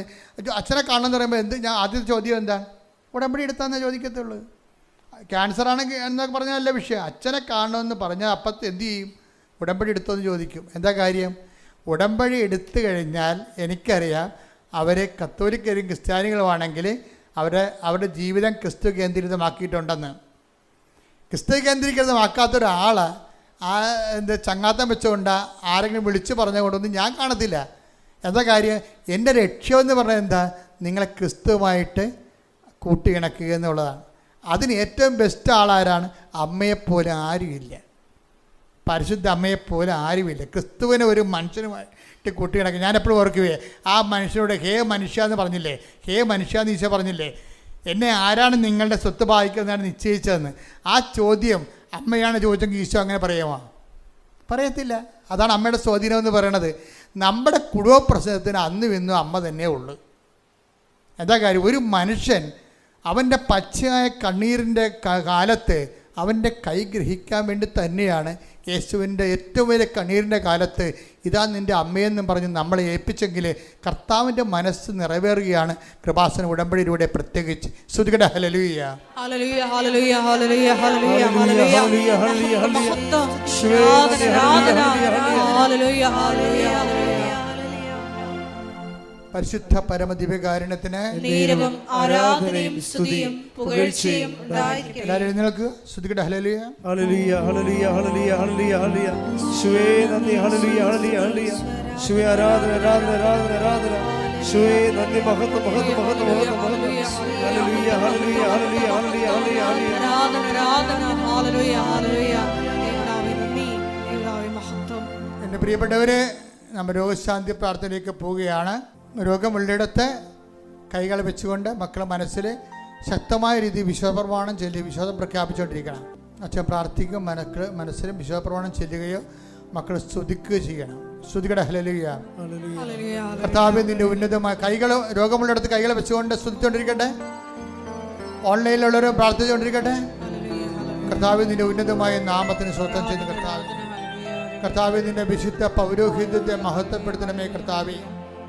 കർത്താവേ സഭയിലുള്ള സാന്നിധ്യം പ്രകടമാക്കണമേ കർത്താവേ.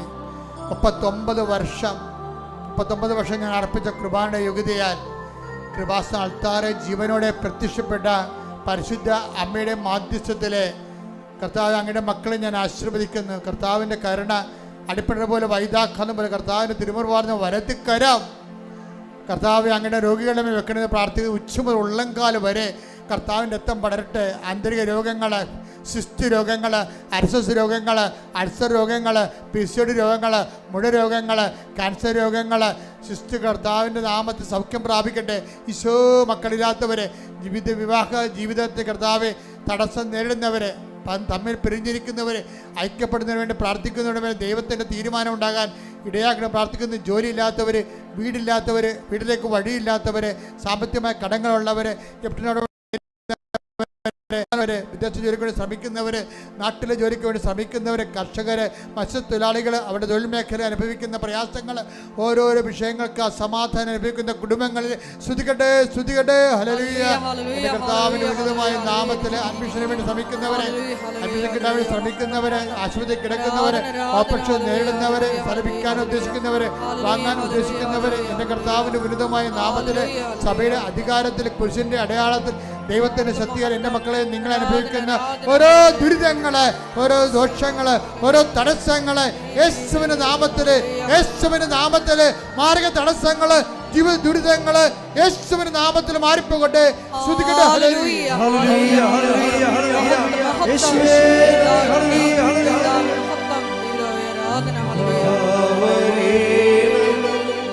എന്നിൽ നിറയണമേ. വരേണമേ, സൗഖ്യം നൽകണമേ. വരേണമേ, എന്നിൽ നിറയണമേ. വരേണമേ, സൗഖ്യം നൽകണമേ. എല്ലാവരും മുട്ട നിൽക്കുക. മൗനമായി പ്രാർത്ഥിക്കേണ്ട സമയമാണ്. നിങ്ങൾ വ്യക്തിപരമായ ആവശ്യങ്ങൾക്ക് വേണ്ടി ഓൺലൈനിലുള്ളവരും ഇവിടെയുള്ളവരും തീക്ഷ്ണമായി മൗനമായി പ്രാർത്ഥിക്കേണ്ട സമയമാണ്.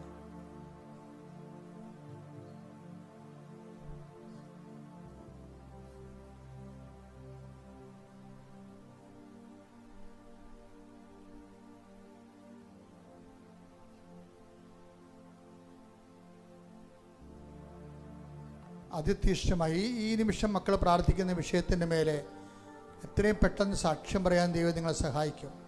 കൈകൾ കൂപ്പി കണ്ണടച്ച് തീക്ഷ്ണമായി പ്രാർത്ഥിക്കട്ടെ.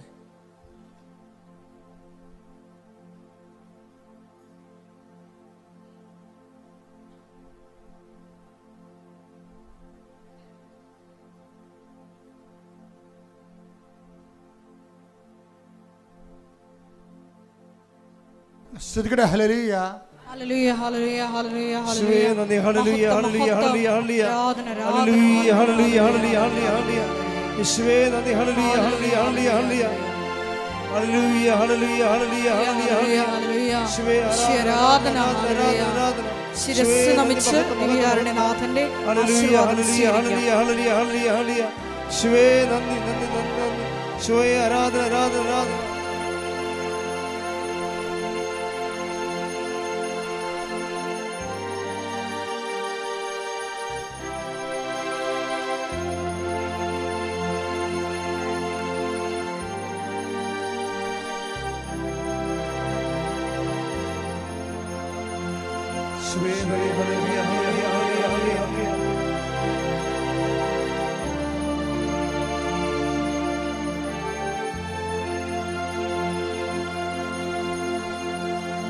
പരിശുദ്ധ പരമമാ